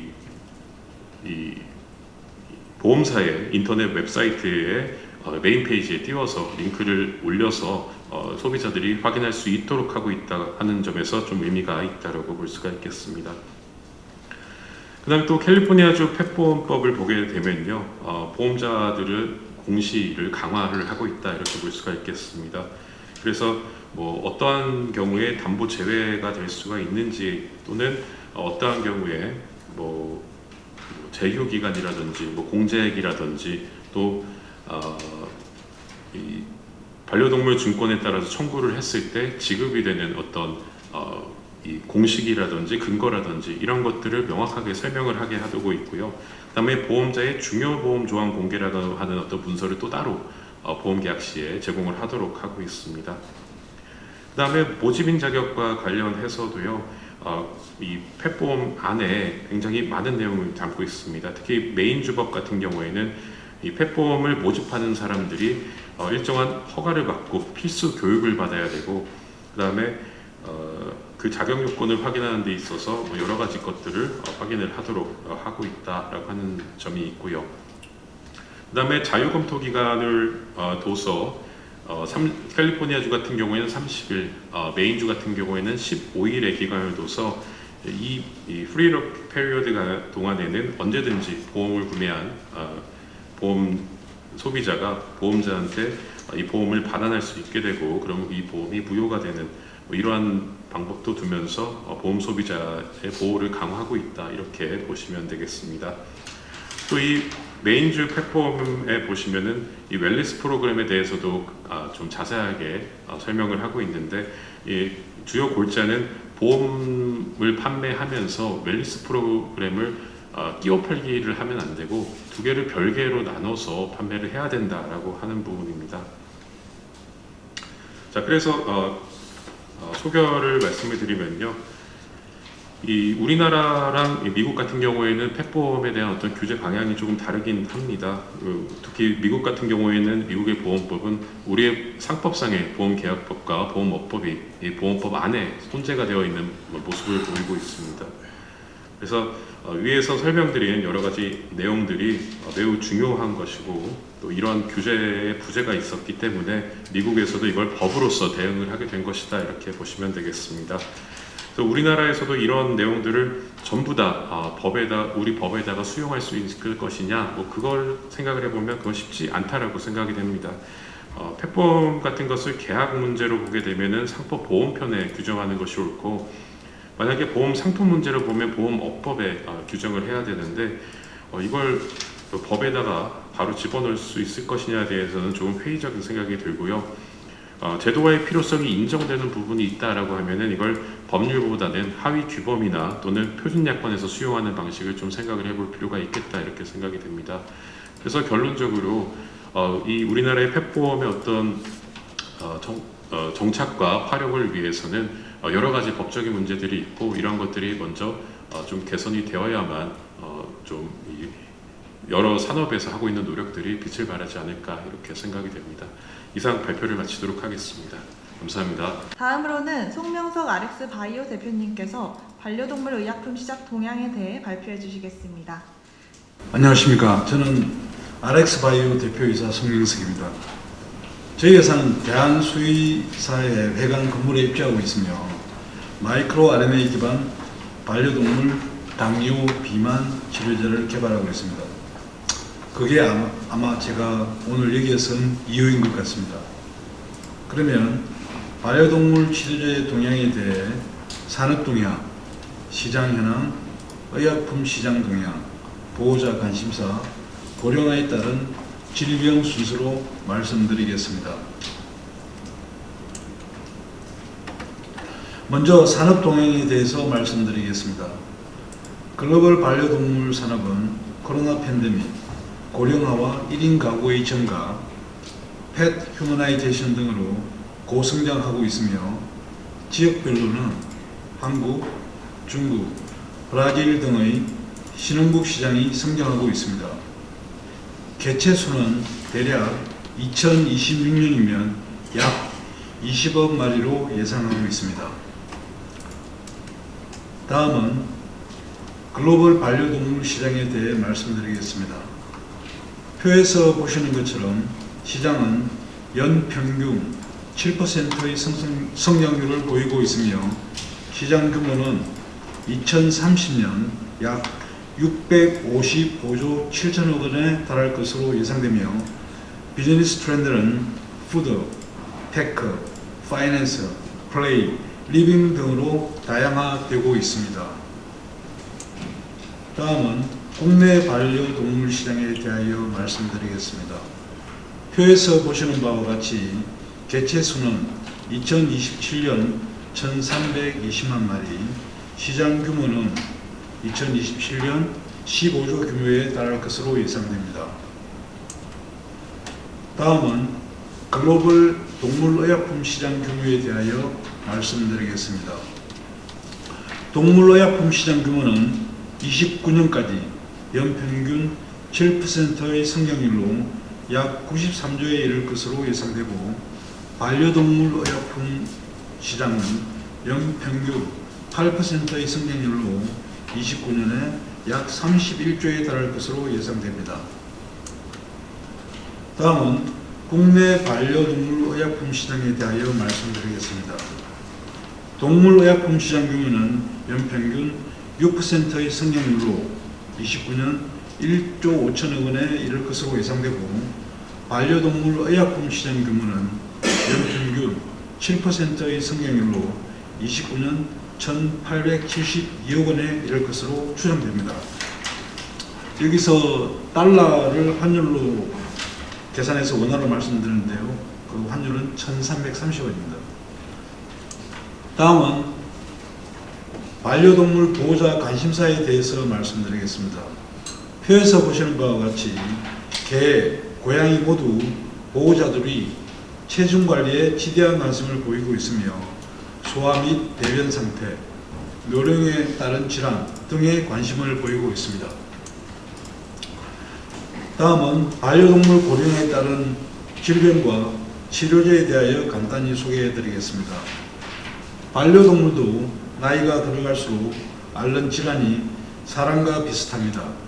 당뇨, 비만, 인지기능장애, 치과질환, 골관절염, 만성신장질환 및 심장질환 등을 앓고 있으며 관련 치료제는 아직 부족한 상황입니다. 먼저 당뇨약으로는 인슐린, 엘란코의 백사켓, 대웅제약의 엠블로정이 있으며 비만 치료제는 현재까지 없습니다. 관련하여 미국의 스타트업 기업인 오카와 제약이 비만 치료제를 개발 중이고 저희 Rx바이오가 마이크로 RNA 기반 비만 치료제를 개발 중에 있습니다. 인지기능 장애 관련해서는 GNT 파마의 제다큐가 있고, 치과 질환과 관련해서는 동국제약의 캐니돌, 스트라우만의 엠도게인 등이 있으며, 골관절염 관련해서는 유한양액의 애니콘주가 있습니다.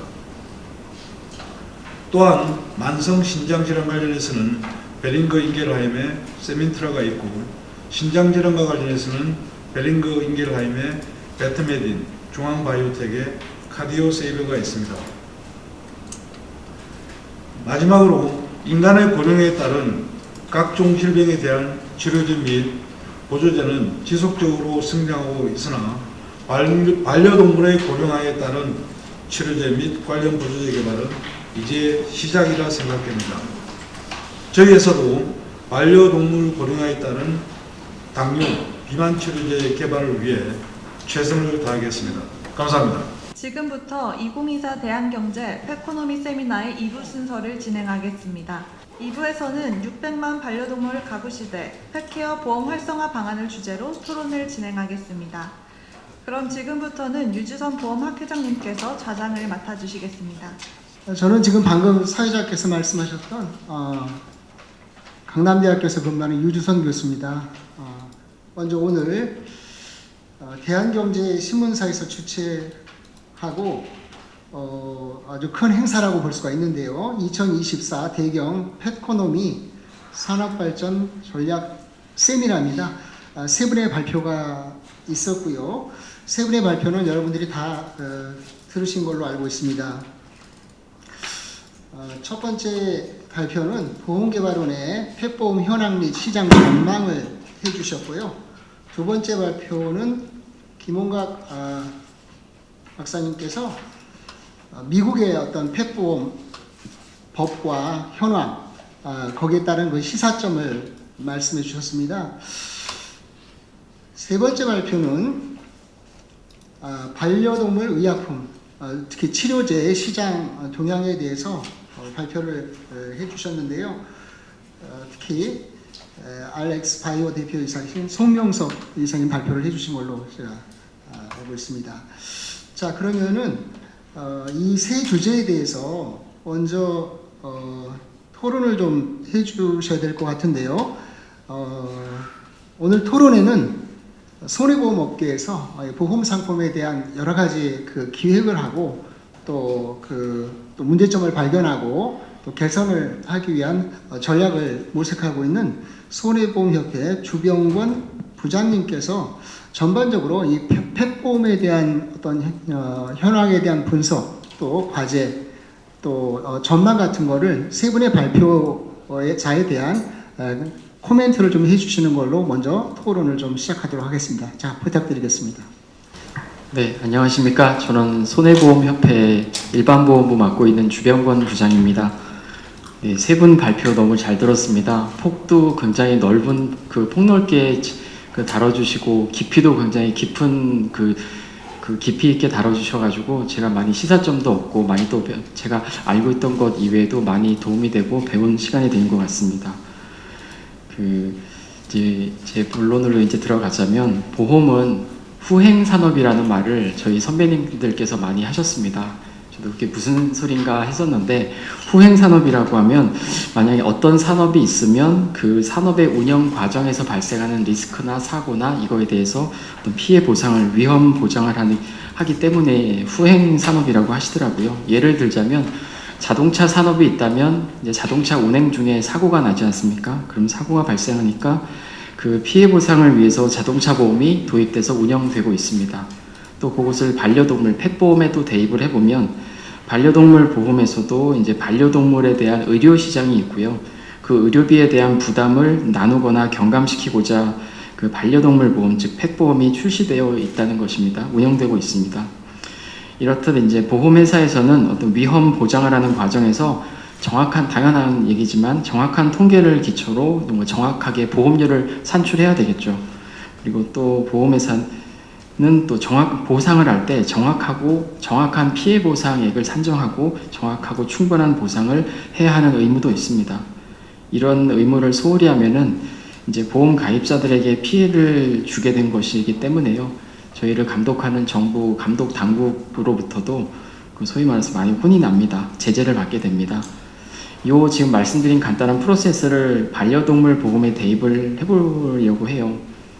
반려동물들이 어떤 질병이나 어떤 상해로 얼마의 치료비가 지출되었는지를 알아야 합니다. 왜냐하면 그 통계가 있어야 소비자들이 납입하시는 정확한 보험료를 계산할 수 있기 때문입니다.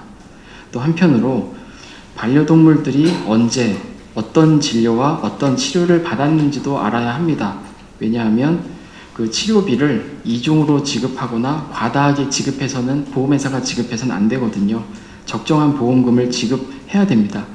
왜냐하면 너무 당연한 말이지만 보험회사는 그 보험 가입자로부터 보험료를 많이 받게 됩니다. 납입받습니다. 그럼 그 기금을 운용하면서 적정하게 지급해야지 잘못 지급하면 저 보험회사를 믿고 맡긴 소비자들에 대한 어떤 신뢰를 훼손하는 게 되거든요. 그런 의무 때문입니다. 물론 보험회사에서는 현재도 정확한 보험료를 산정하고 보험금을 지급하는데 이제 보험회사에서 각종 서류를 받아서 열심히 계산하고 적용하고 있습니다. 또 나름대로 보험업계 전체의 데이터를 집적해서 관리하고도 있습니다. 하지만 이제 보험 가입자분들이 보험금을 청구할 때 보험회사에 보험금을 청구할 때 보험회사에 납부하는 그 제출하시는 서류가 있겠죠. 영수증이라든가 진단서 각종 서류들이요. 그 서류에 충분한 내용이 없는 경우도 많습니다. 그러다 보니까 보험회사에서 그 서류를 받아서 데이터로 집적하더라도 그 데이터의 질과 량이 충분하지 않은 경우도 있습니다. 예를 들어서 펫보험 제가 참고로 반려동물이었다가 펫보험이었다가를 왔다 갔다 하는 이유가 제 경험이 하나 있는데요. 재작년에 어떤 이런 세미나 자리를 갔더니 동물보호단체에서 나와서 이렇게 발언하시는데 제가 펫보험이라고 하니까 저를 뭐라고 하시더라고요. 펫이라는 뜻이 애완동물이라는 뜻이기 때문에 펫이라는 단어도 간단히 간추리면 좋지만 반려동물 보험이라고 쓰는 것도 좀 고려해달라 해서 제가 그 이후로는 왔다 갔다 하면서 편의상 좀 사용하고 있습니다. 좀 삼천포로 잠깐 샜었고요. 다시 본론으로 돌아와서 예를 들어서 반려동물 보험 가입자들이 보험금 청구를 위해 가지고 진료비 영수증이나 진단서 등을 보험회사에 제출하게 됩니다.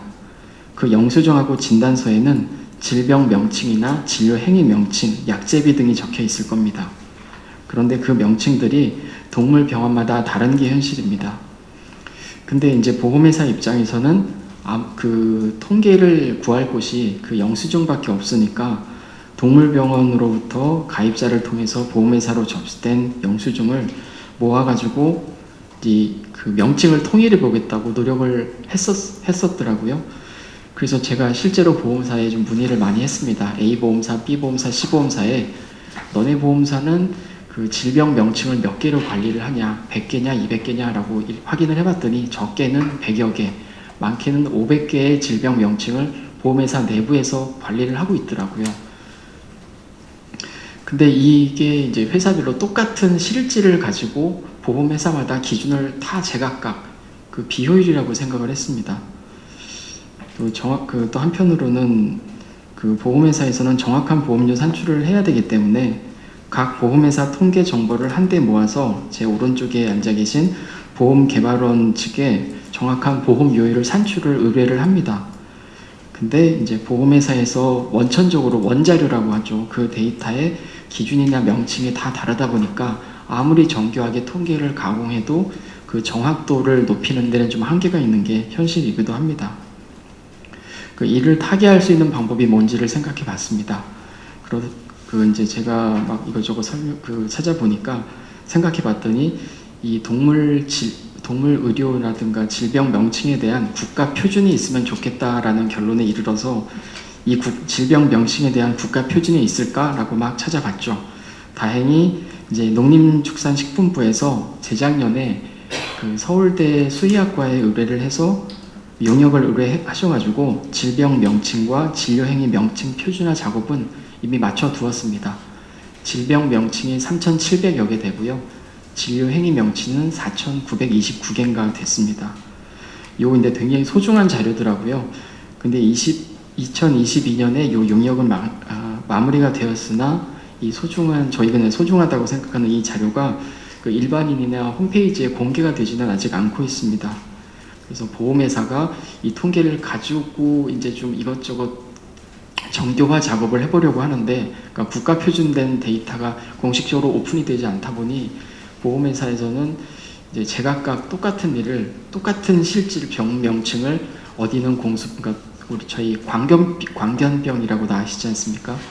광견병을 A 동물병원은 광견병이라고 부르고 B 동물병원은 공수병이라고 부르고 또 C 병원에선 영어로 레비스가 맞나 아무튼 다른 이름으로 제각각 부르고 계시더라고요.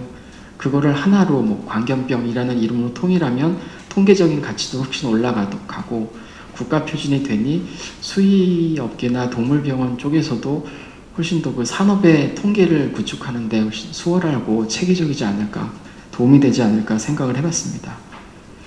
아무튼 요 농림부에서 그 질병 명칭, 그 표준화된 질병 명칭 자료가 공개된다면은 보험회사에서도 이 명칭들을 참고해서 표준화할 거고요. 보험사끼리도 표준화할 거고, 그럼 활용도가 높아지겠죠. 그렇기 때문에 그 농림축산식품부에서 이 정보를 꼭 보험회사를 위해서가 아니라 꼭 그 보험 반려동물 산업 관련 각종 산업에서 다 유용하게 쓸 수 있지 않을까라는 생각을 해봤습니다. 그 중에 하나가 보험회사가 될 것이라고 예상을 합니다. 또 이제 지금까지는 어떤 통계 질병 명칭에 대한 표준이 이루어졌으면 좋겠다라는 말씀을 드렸고요. 두 번째는 이제 어떤 앞서 발표자분들이 많이 얘기하셨던 진료 기록부나 진료부의 어떤 표준화나 발급 의무화와 좀 일맥상통하는 얘기를 하려고 합니다.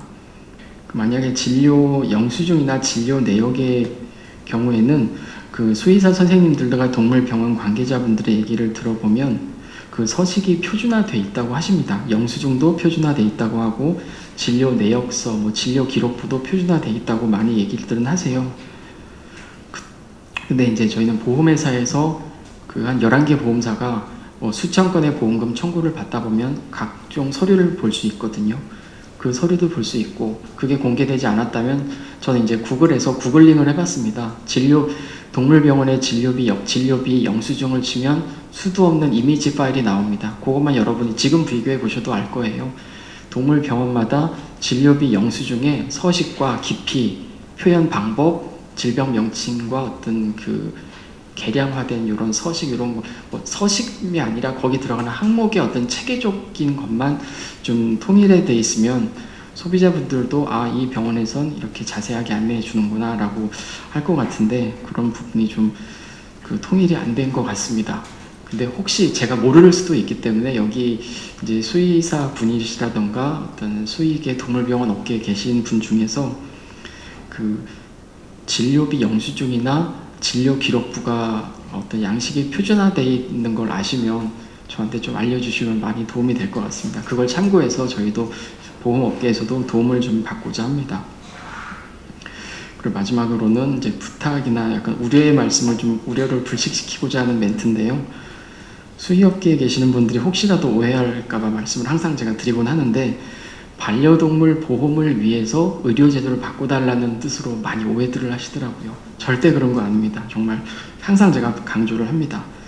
동물병원을 이용하시거나 반려동물 보험에 가입한 소비자분들이 보험 상품을 다양하게 개발해 달라고 보험회사에 요구를 하십니다. 오히려 보험료도 낮춰라. 그러니까 소비자분들이 보험회사에 보험료도 낮춰달라, 보험 상품도 다양하게 해달라.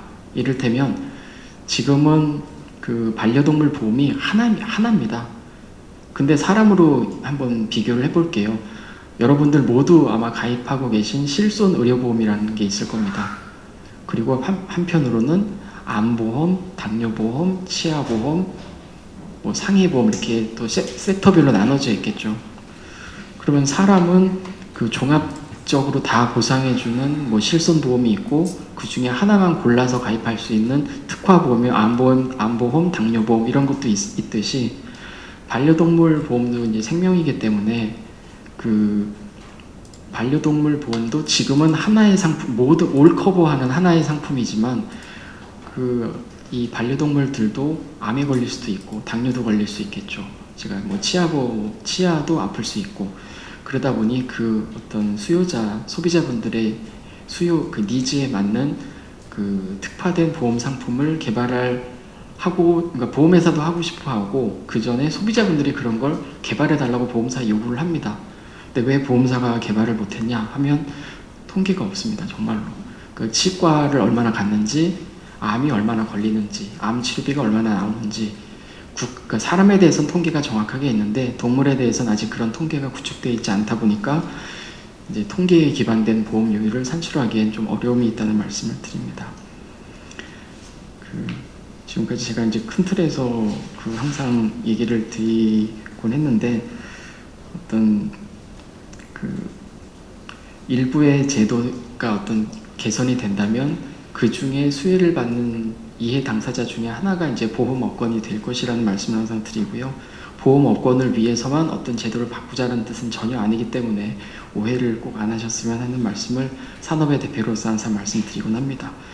그리고 마지막으로는 그 수의업계가 이제 토론하면 항상 같이 저랑 나란히 앉으셨는데 오늘은 그 수의사 선생님들이 못 오셔가지고 하지만 항상 그 수의계와 보험업계가 상호 협력하면은 그 결과로서 소비자분들이 그 어떤 수혜를 훨씬 더 크게 받으실 수 있을 것 같습니다. 항상 수의계와 또 제약업계와 반려동물 관련 산업들과 각각 다 협의를 해가지고 정말 소비자들을 위한 뭐 이런 그 정책과 제도 개선에 저희도 많은 노력을 기울이겠습니다. 이상입니다. 예, 감사합니다. 주병곤 부장님은 아무래도 그 보험 상품에 관련된 업무에 종사를 하기 때문에 보험과 관련된 여러 가지 말씀을 좀 해주신 것 같습니다. 제가 이제 이해한 바로는 첫 번째는 명칭에 관련된 얘기를 해주신 걸로 보입니다. 특히 그러니까 반려동물의 어떤 질환의 명칭이 통일되어 있지 않다. 병명에 대한 명칭이 이런 것들이 좀 체계화되어야 되지 않느냐. 다시 말하면 질병 명칭을 표준화하는 작업이 좀 있어야 되겠다. 그래서 국가 명칭, 통일된 어떤 명칭을 좀 마련할 필요가 있을 것이다. 라는 말씀을 첫 번째로 해주셨고, 두 번째 말씀은 그러니까 진료 병원과 관련된 문제입니다. 진료 기록부를 좀 표준화해야 될 필요가 있다. 기록부라 하면 서식 같은 것을 말하는 것인데요. 여기에는 진료 영수증이라든가 그 내역 등이 여기에 표시가 될 겁니다. 이 서류가 표준화가 되었다고 이렇게 의료기관들은 판단할지 모르겠지만 실제 실무상 이렇게 업무를 하다 보면 그렇지 않은 것으로 지금 판단을 하고 계신 것 같습니다. 이런 것들이 조금 개선이 되어야 되지 않느냐 하는 말씀을 해주셨습니다. 세 번째 말씀은 보험 상품과 관련된 말인데요. 그 맞는 말씀입니다. 그 인간과 동물은 어떤 생명이라고 하는 점에서는 공통점을 가지고 있습니다. 인간보다는 이 보험 상품이 다양화되지는 않았지만 소비자, 다시 말하면은 이 동물을 키우고 있는 이 수요자의 니즈에 맞는 어떤 보험 상품 등이 좀 요구해달라는 많은 부탁이 있다. 당연히 여기에 대해서 보험업계는 응답을 해야 될 텐데 인간처럼 사람처럼 여기에 관련된 통계가 집적이 되어 있지 않은 것 같습니다. 아직 많이 좀 부족한 그런 상황인데 다양한 통계가 집적이 된다면은 아무래도 사람에 대한 피보험자처럼 다양한 보험 상품, 수요자의 니즈에 맞는 보험 상품 요구에 응답이 될 것이다라는 취지로 말씀을 해주신 것 같습니다. 먼저 제가 한번 좀 질문을 세 분께 가볍게 제가 좀 생각나는 것들을 조금 한번 우리가 그 리마인드 차원에서 한번 좀 질문을 드린다면 우선 김홍각 박사님은 미국의 펫보험법과 관련된 이 연구를 해주신 것 같습니다. 또 미국에 오래 또 공부를 하셨고 미국 이 입법 폐보험에 관련된 내용을 많이 알고 계시는데, 그리고 그 시사점을 또 말씀해 주셨습니다. 우리나라의 폐보험을 활성화하기 위해서 미국이나 유럽의 시장 등을 이렇게 살펴보는 건 상당히 의미가 있는 것으로 보여지고, 반면에 일본 같은 나라는 어떤지 혹시 좀 학습된 것이 있다고 한다면 조금 덧붙여 말씀을 좀 해주셨으면 좋겠고, 특히 미국의 어떤 폐보험에서 우리가 얻을 수 있는 주요한 어떤 시사점을 한 2가지 정도로 좀 축약을 한다면 어떤 것이 가장 시급한 문제다, 이걸 좀 개선했으면 좋겠다라는 질문을 제가 간단히 한번 드리고 싶습니다. 질문 감사드립니다. 제가 일본에 대한 내용은 잘 모르긴 하지만요. 이 폐보험 가입률만 보기만 하더라도 일단 뭐 12.5%에 이르도록 이 가입률이 12.5%에 이르도록 우리나라에 비해서 훨씬 더 활성화되어 있다라고 볼 수가 있겠고요. 그다음에 일본 같은 경우에는 이 소액 단기보험 회사들이 좀 적극적으로 그 폐보험 시장에 참여를 하고 있는 것으로 알고 있습니다.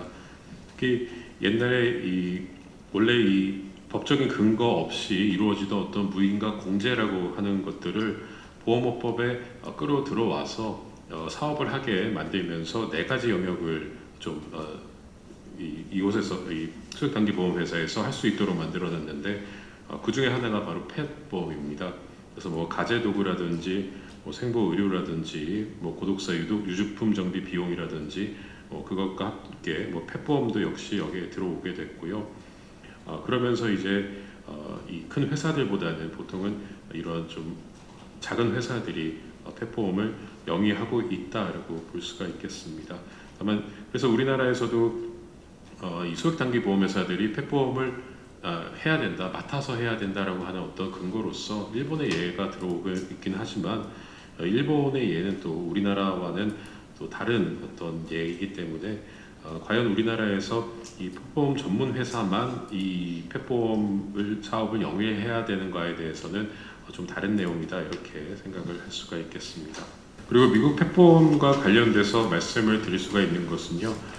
일단 미국 같은 경우에는 이 반려동물들이 굉장히 많이 기르고 있죠, 여러 가정들에서. 그러면서 이제 펫보험에 대한 관심이 굉장히 높아지고 있는 현실이다, 이렇게 보시면 되겠습니다. 그 일례로 이 사업장에서 본인들의 직원들한테 어떤 컴펜세이션을 줄 때 그 중에 하나가 펫보험이 꼭 들어가게 됩니다. 그래서 어떤 베네핏으로서 펫보험을 선택할 수 있도록 이렇게 하고 있고요. 그 다음에 아까 말씀을 주명건 팀장께서 말씀해 주셨지만 조금 다르긴 해요. 다르긴 내용이긴 하지만 이 용어를 통일하기 위해서 법적으로도 여러 가지 장치를 좀 두고 있다, 이렇게 말씀을 드릴 수가 있겠습니다. 원래 여기에서 제가 말씀드린 용어는 약관상의 용어고 질병을 어떤 표준화하는 내용과는 조금 다르기는 하지만 이 보험사마다 질병을 다르게 표현하고 하다 보면은 약관상에서도 뭐 그런 것들이 조금씩 보일 수가 있는 뭐 그런 염려가 또 있을 수가 있습니다. 그거에 대해서 어떤 미국의 이 뭐 캘리포니아주 법 같은 경우에는 뭐 예를 들어서 약관상에 있는 뭐 정형외과적 상태가 어떤 내용인지, 뭐 망성 질환이라고 하는 것이 어떠한 내용인지, 또는 유전성 장애라고 하는 것이 어떠한 내용인지, 이러한 내용들이 각 보험회사마다 다르게 정의를 내리고 있던 것을 보험법으로서 같은 정의를 사용할 수 있도록 약관에서 그렇게 하고 있다라고 하는 모습을 볼 수가 있고요. 그 다음에 특히나 미국 같은 경우에는 소비자 보호와 관련해서 공시를 굉장히 중요하게 여기고 있다라고 하는 부분이 있습니다. 우리나라에서 그 정부에서 발표했던 이 반려동물 보험 제도 개선 방안에 보면은 소비자 보호에 대한 내용이 많이는 들어가 있지가 않습니다. 그렇기 때문에 이 미국 보험법에서 그러한 어떤 소비자 보호, 그다음에 공시라고 하는 부분을 조금 우리나라의 어떤 법 제도를 만들 때 좀 참고의 대상이 되지 않을까, 이렇게 생각이 들고요.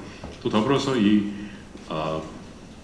또 웰리스 상품 같은 경우, 이 웰리스 상품도 우리 정부에서 보험회사들이 영위할 수 있도록 만들겠다라고 하고 있는데 그거에 대한 자세한 내용들이 없습니다. 미국 같은 경우에는 특히 메인주 보험법을 보게 되면은 이러한 내용들에 대해서도 굉장히 자세하게 규정을 두고 있다라고 하는 점, 그래서 어떠한 식으로 모집이 되어야 되고 어떻게 모집을 하면 안 되는지 등에 대한 여러 가지 내용들이 또 포함이 되어 있다라고 하는 점에서 향후 우리나라 어떤 보험회사들이 웰니스 프로그램을 사업을 또 영위를 하고 또 그거에 대한 규제가 있어야 된다라고 했을 때 또 미국의 어떤 보험법이 좀 참고 자료 정도로는 사용이 될 수가 있지 않을까라고 생각이 듭니다. 그래서 그렇다고 해서 뭐 미국 보험법을 개수하자라 이런 내용은 아니고요. 이 법을 개수한다라는 것 자체가 굉장히 어려운 것이고 다른 나라의 법을 가지고 들어와서 그대로 사용하자라고 하는 것은 한 나라의 어떤 문화라든지 이 법이 정착이 되려면 한 나라의 문화라든지 아니면 사회라든지 경제라든지 국민의 정서라든지 이런 여러 가지 것들이 고려가 돼야 되기 때문에 그대로 미국 걸 가져와서 쓰자라기보다는 미국 것을 참조해서 우리나라에 어떤 시사점이 있을지를 한번 확인해 보자라는 의미에서 이런 말씀을 드린다는 것을 말씀을 드리겠습니다. 이상입니다. 네, 김홍각 박사님 갑작스럽게 제가 질문을 드렸는데 일본의 경우에 그래도 의미 있는 여러 가지 좀 뭐라고 할까요? 우리가 아이디어를 얻을 수 있는 말씀들이 좀 많이 나온 것 같습니다. 특히 일본의 경우에 소액 단기 보험 전문 회사가 활성화되어 있습니다. 우리나라 금융당국도 소액 단기 보험 전문 회사를 지금 키우기 위해서 활성화시키기 위해서 노력을 하고 있는데 이 점이 일본에서 얻을 수 있는 시사점이라고 말씀을 해주셨는데요. 특히 우리나라도 2024년 9월에 마이브라운이라고 하는 이 동물 보험, 특히 미니 보험사가 지금 출범을 하기 위한 절차를 밟고 있습니다. 삼성화재가 자본금을 지금 출연했다라고 하는 얘기가 들리고요. 아마 허가 요건과 금융위에 번호가를 신청하고 있는데 아마 내년쯤에는 미니 보험사로서 펫보험 전문 미니 보험사로서 비즈니스를 하게 되지 않을까 하는 어떤 그 얘기를 해볼 수가 있을 것 같습니다. 관련지어서 미국의 펫보험에 관련된 내용을 조금 더 세세하게 말씀해 주셨는데요.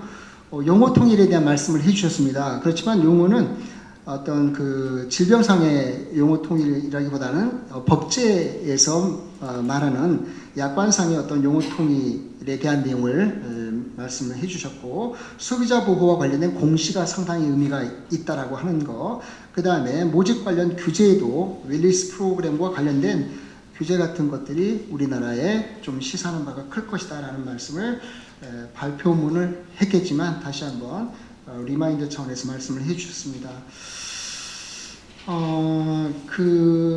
여러 가지 우리나라 펫보험 시장 현황에 대해서 말씀을 해주셨을 것으로 생각이 됩니다. 여기 보험업계에 계신 분도 계실지 모르겠는데요.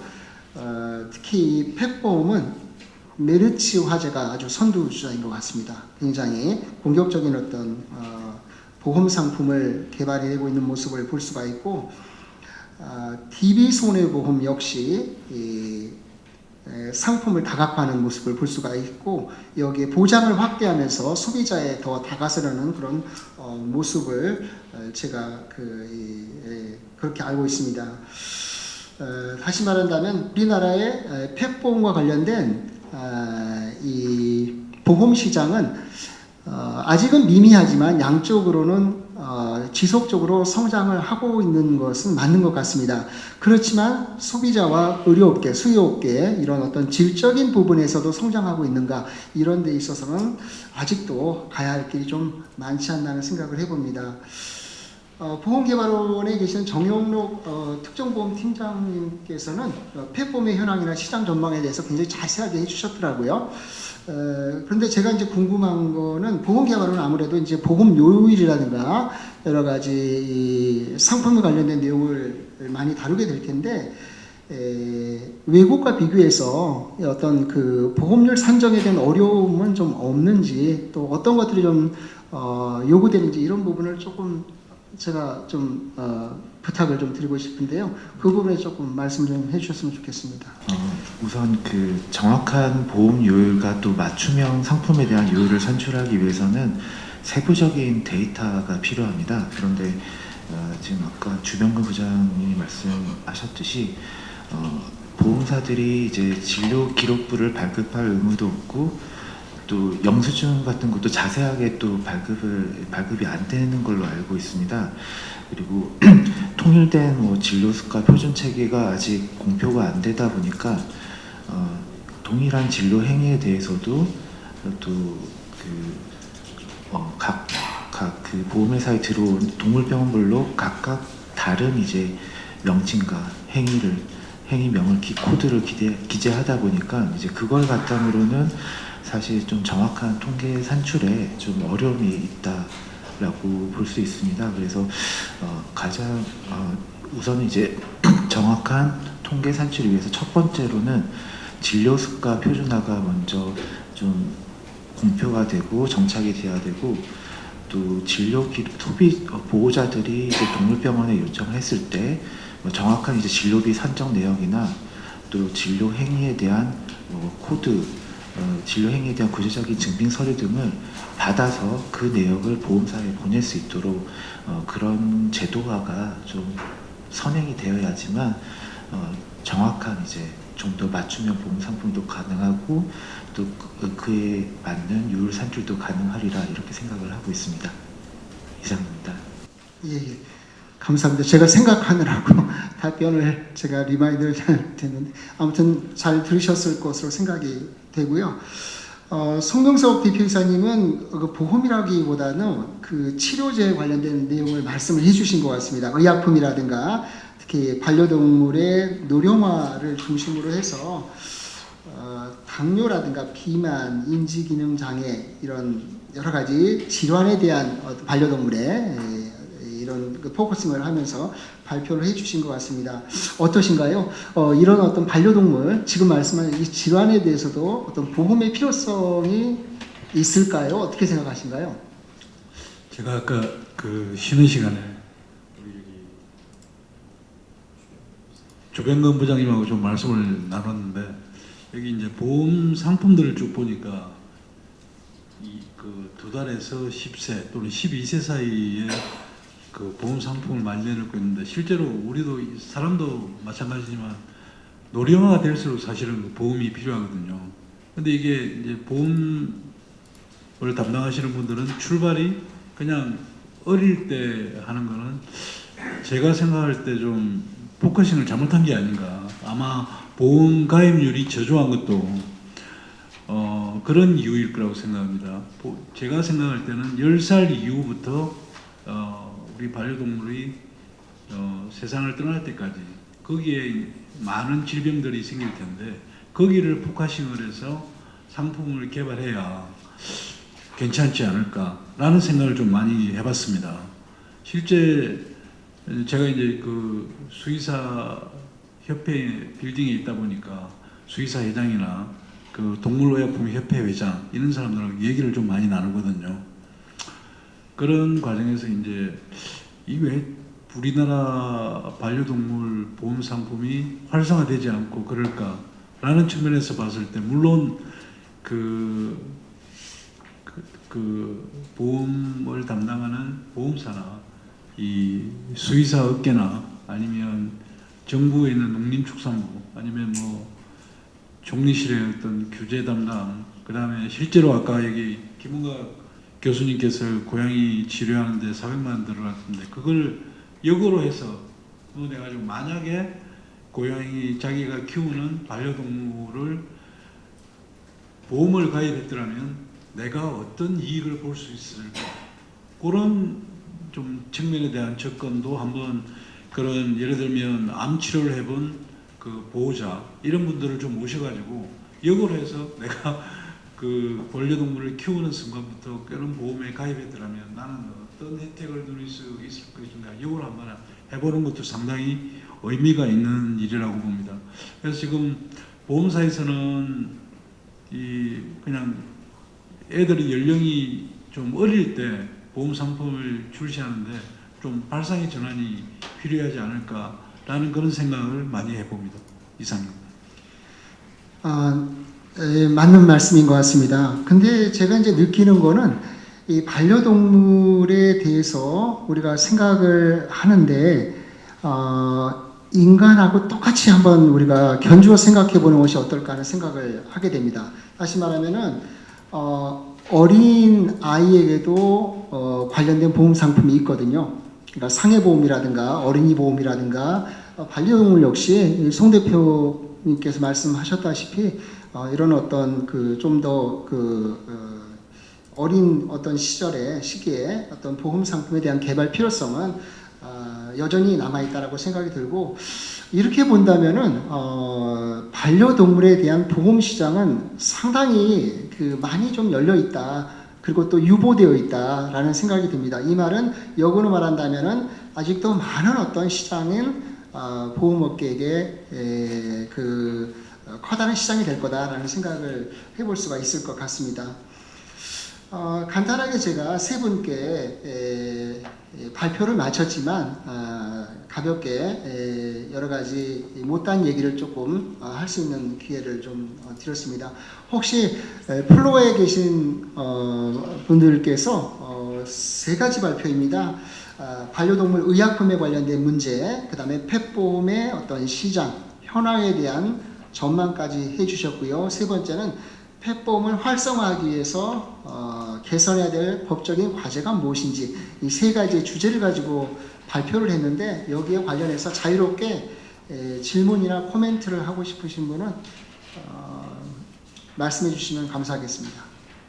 예, 그 세 분 발표 다 너무 감사히 잘 들었고요. 저는 그 주병권 부장님한테 질문 드릴 게 있는데, 그 아까 농림부에서 질병 명칭 표준화를 했는데 이 보험사나 뭐 보험협회에 제공을 안 해준다고 했는데, 이게 뭐 어떤 법적 이슈가 있는 건지 아니면 이해관계 때문인지 좀 궁금하고요. 이거는 주 부장님이랑 그 정영록 팀장님한테 같은 질문 두 분 다 답변해 주실 수 있을 것 같은데, 지금은 어떻게 보면 우리가 일방적으로 해달라, 뭐 표준화를 해달라, 뭐 질병 코드를 뭐 이런 건데, 제 기억에 예전에 메리츠 화재가 한 5, 6년 전에 펫보험 상품 준비하면서 한 게 각각 동물병원들 찾아다니면서 본인들이 그렇게 요청을 한 게 있거든요. 어떻게 보면 단순히 뭐 개인 동물병원 규모는 아니고 좀 크게, 뭐 서울에도 있고 뭐 지방에도 있고 그런 규모 사이즈의 동물병원들이랑 제휴를 했던 기억이 나요. 근데 뭐 결과가 어떻게 됐는지 정확히 저는 기억이 안 나는데, 그러면 좀 우리 보험업계가 조금 이런 걸 적극적으로 좀 할 수는 없는지. 아까 여기 보면 정영록 팀장님 발표자를 보면은 A사는 동물병원이랑 보험사 간 제휴를 확대를 했고, B사는 지방자치단체랑 뭐 이제 제휴를 했는데, 이거를 그냥 각사가 각계로 하는 게 아니라 좀 이제 업권 전체적으로 모여서 할 수 없는지. 왜냐면 이제 통계도 같이 집적해서 나누잖아요. 근데 그런 거를 좀 같이 할 수는 없는지, 그런 좀 질문이 있어서 좀 두 분께 질문을 드리겠습니다. 예, 제가 먼저 말씀드릴게요. 먼저 첫 번째인 농림부에서 질병 명칭을 표준화 용역을 2년 전에 했는데 아직까지 오픈되지 않은 이유는 실제로 물어봤는데 속 시원한 답변을 해주시진 않았고요. 그중에 이제 개발원 정영록 팀장님 자료에 보면은 20개를 오픈은 했습니다. 20개는 명칭과 질병 명칭과 진료 행위 명칭에 대해서 20개, 작년에 10개하고 올해 추가해서 합쳐서 토탈 20개일 거예요. 거기까지는 이제 오픈을 해 놓은 상태거든요. 그리고 이제 농식품부에 공개할 의무가 있냐라고 하시면, 수의사법, 제가 조문을 몇 조 몇 항까지는 외우지 못하지만 지금 현행 수의사법에 진료 분류 체계에 대해서 농식품부 장관은 진료 체계에 대해서 고시하여야 한다고 의무조항으로 명시는 되어 있습니다. 그러니까 표준 진료비 분류 체계라고 제가 기억을 합니다. 그게 곧 질병 명칭과 진료 행위 명칭이거든요. 그 중에서 제가 이제 인지하기로는 질병 명칭과 진료 행위 명칭 중에 진료 행위 행위에 대한 건 조금씩 이게 오픈이 되어가고 있는 것 같은데, 질병 명칭 오히려 더 쉬운 거라고 저는 생각하는 질병 명칭은 아직 오픈이 되지 않아서 누군가 반대는 하지 않을까라고 그냥 추측만 하고 있을 뿐이고요. 그리고 여기 연이어서 예전에는 그러니까 저도 이 토론을 여러 번 나오다 보면 2년 전에 저와 지금의 저는 많이 어떤 논조가 바뀌어 있습니다. 2년 전에는 이제 보험업계가 수의업계를 향해서 이거 해주세요, 정부에 대해서도 이거 해주세요라고 좀 조르는 듯한 모양새가 있었는데 최근에는 저희도 한계가 있구나. 일부러 수의계를 예를 들면 수의업계에서 보험업계에 일부러 안 주는 게 아니라 어떤 집적된 국가 표준 통계가 없기 때문에 우리한테 제공을 못하는 거구나를 이제 공부하면서 알게 돼가지고 저희도 이제 보험업계도 자구책을 이제 마련하기 시작했죠. 우리 스스로 해보자라고 해서 어떤 기조의 변화가 지금 현재 있는 상태고 그걸 하려면 영수증 등을 우리나라 동물병원이 약 5,000개 정도 됩니다. 5,000개 동물병원에 모든 진료 체계가 데이터베이스가 구축이 아직은 안 돼 있다고 하는 걸 알았으니 이제 플랜 B로서 보험회사는 그 보험금 청구를 이제 수천 건씩 받잖아요. 그게 거기에 진단서도 들어오고 영수증도 들어옵니다. 그거를 우리가 일부지만 모아가지고 데이터베이스로 만들자라는 어떤 우리 그 보험업계의 내부적인 그 노력들이 지금 막 시작되고 있는 형국입니다. 근데 다만 아무리 영수증을 모아봤자 명칭이 아까 공수병, 광견병, 레비스처럼 다 다르면 통계를 모아도 그 통계로서의 가치가 좀 떨어지지 않나라는 생각에서 이제 정부 측에다가 다 해달라는 뜻이 아니라 이미 된 거 오픈만 해주면 그 통계를 저희가 잘 참고해서 쓰겠다 정도이기 때문에 통계를 통으로 달라는 것도 아니고요. 그런 어떤 기조의 변화는 좀 저희도 있다는 걸 말씀드리고 메리츠에서 5년 전에 제외한 건 예 맞습니다. 그 5,000개 동물 병원 중에 약 500개하고 제휴를 했다고 들었습니다. 그 내용은 그 제휴한 500개 동물 병원에서 어떤 사람들 소비자가 펫보험 가입자가 치료를 받으면 보험금 청구를 자동으로 하는 시스템이라고 들었습니다. 근데 다만 그게 활성화가 안 된 이유가 이제 그 동물 병원에서 그 치료비 내역을 보험사로 이제 전송을 해줘야 되잖아요. 전송 버튼을 누른다던가 그게 이제 어떤 수의사분들은 지적재산권이라고 주장도 하시고 그다음에 그러면 행정행위가 많이 들어가지 않습니까? 아무튼 인건비가 들어가겠죠. 그 비용적인 부분이 때문에 막 활성화되진 않았던 걸로 저도 들은 바 있고요. 네, 혹시 답변이 일단 저는 여기까지 하겠습니다. 네, 그리고 그 메리츠 화재 같은 경우에는 조금 이제 반려동물 시장의 성장 가능성을 크게 보고 조금 손해율 보통 다른 보험사들은 과거에 이제 실패한 사례가 있기 때문에 펫보험 시장에 완전하게 이제 들어갈 때는 아직도 조금 관망하는 물론 뭐 최근에 좀 많이 노력은 하고 있지만 아직까지는 좀 펫보험 시장에 대한 조금 관망하는 그런 좀 자세가 있는 것 같고요. 이제 메리츠 화재 같은 경우에는 조금 다른 보험사랑은 다르게 손해율보다는 좀 성장에 중점을 두고 좀 적극적으로 병원이랑 좀 협력을 해서 좀 추진을 하고 있고 그 결과 작년 기준으로 제가 알기로는 시장 점유율 1위로 알고 있습니다. 좀 그런 그런 지금 현재 상황으로 알고 있습니다. 예, 감사합니다. 혹시 다른 또 이렇게 질문이나 코멘트할 분이 계신가요? 자, 계시지 않으면은 저희가 종합 토론을 20분에 시작해서 4시가 넘었습니다. 그러면 한 40분 정도 토론을 했는데요. 물론 발표가 아주 충실하게 했기 때문에 토론이 많은 시간이 소요되지 않을 수도 있었지만 못다한 얘기들이 있을 거라고 생각하고 다시 한번 제가 토론에서 보완을 좀 했습니다. 2024년 대경 페코노미 산업발전 전략 세미나입니다. 대한경제신문이 주최한 세미나인데요. 제가 이렇게 지켜보니까 펫보험 현황 및 시장 전망이라고 하는 어떤 그 펫보험 시장에 대한 어떤 논의를 하나 전개를 했고 또 페코노미에 걸맞게 보험만 얘기하는 것이 아니고 반려동물 의약품 치료제에 관련된 내용을 여기다 이 발표문에 넣었다라고 하는 것도 의미가 있는 것 같습니다.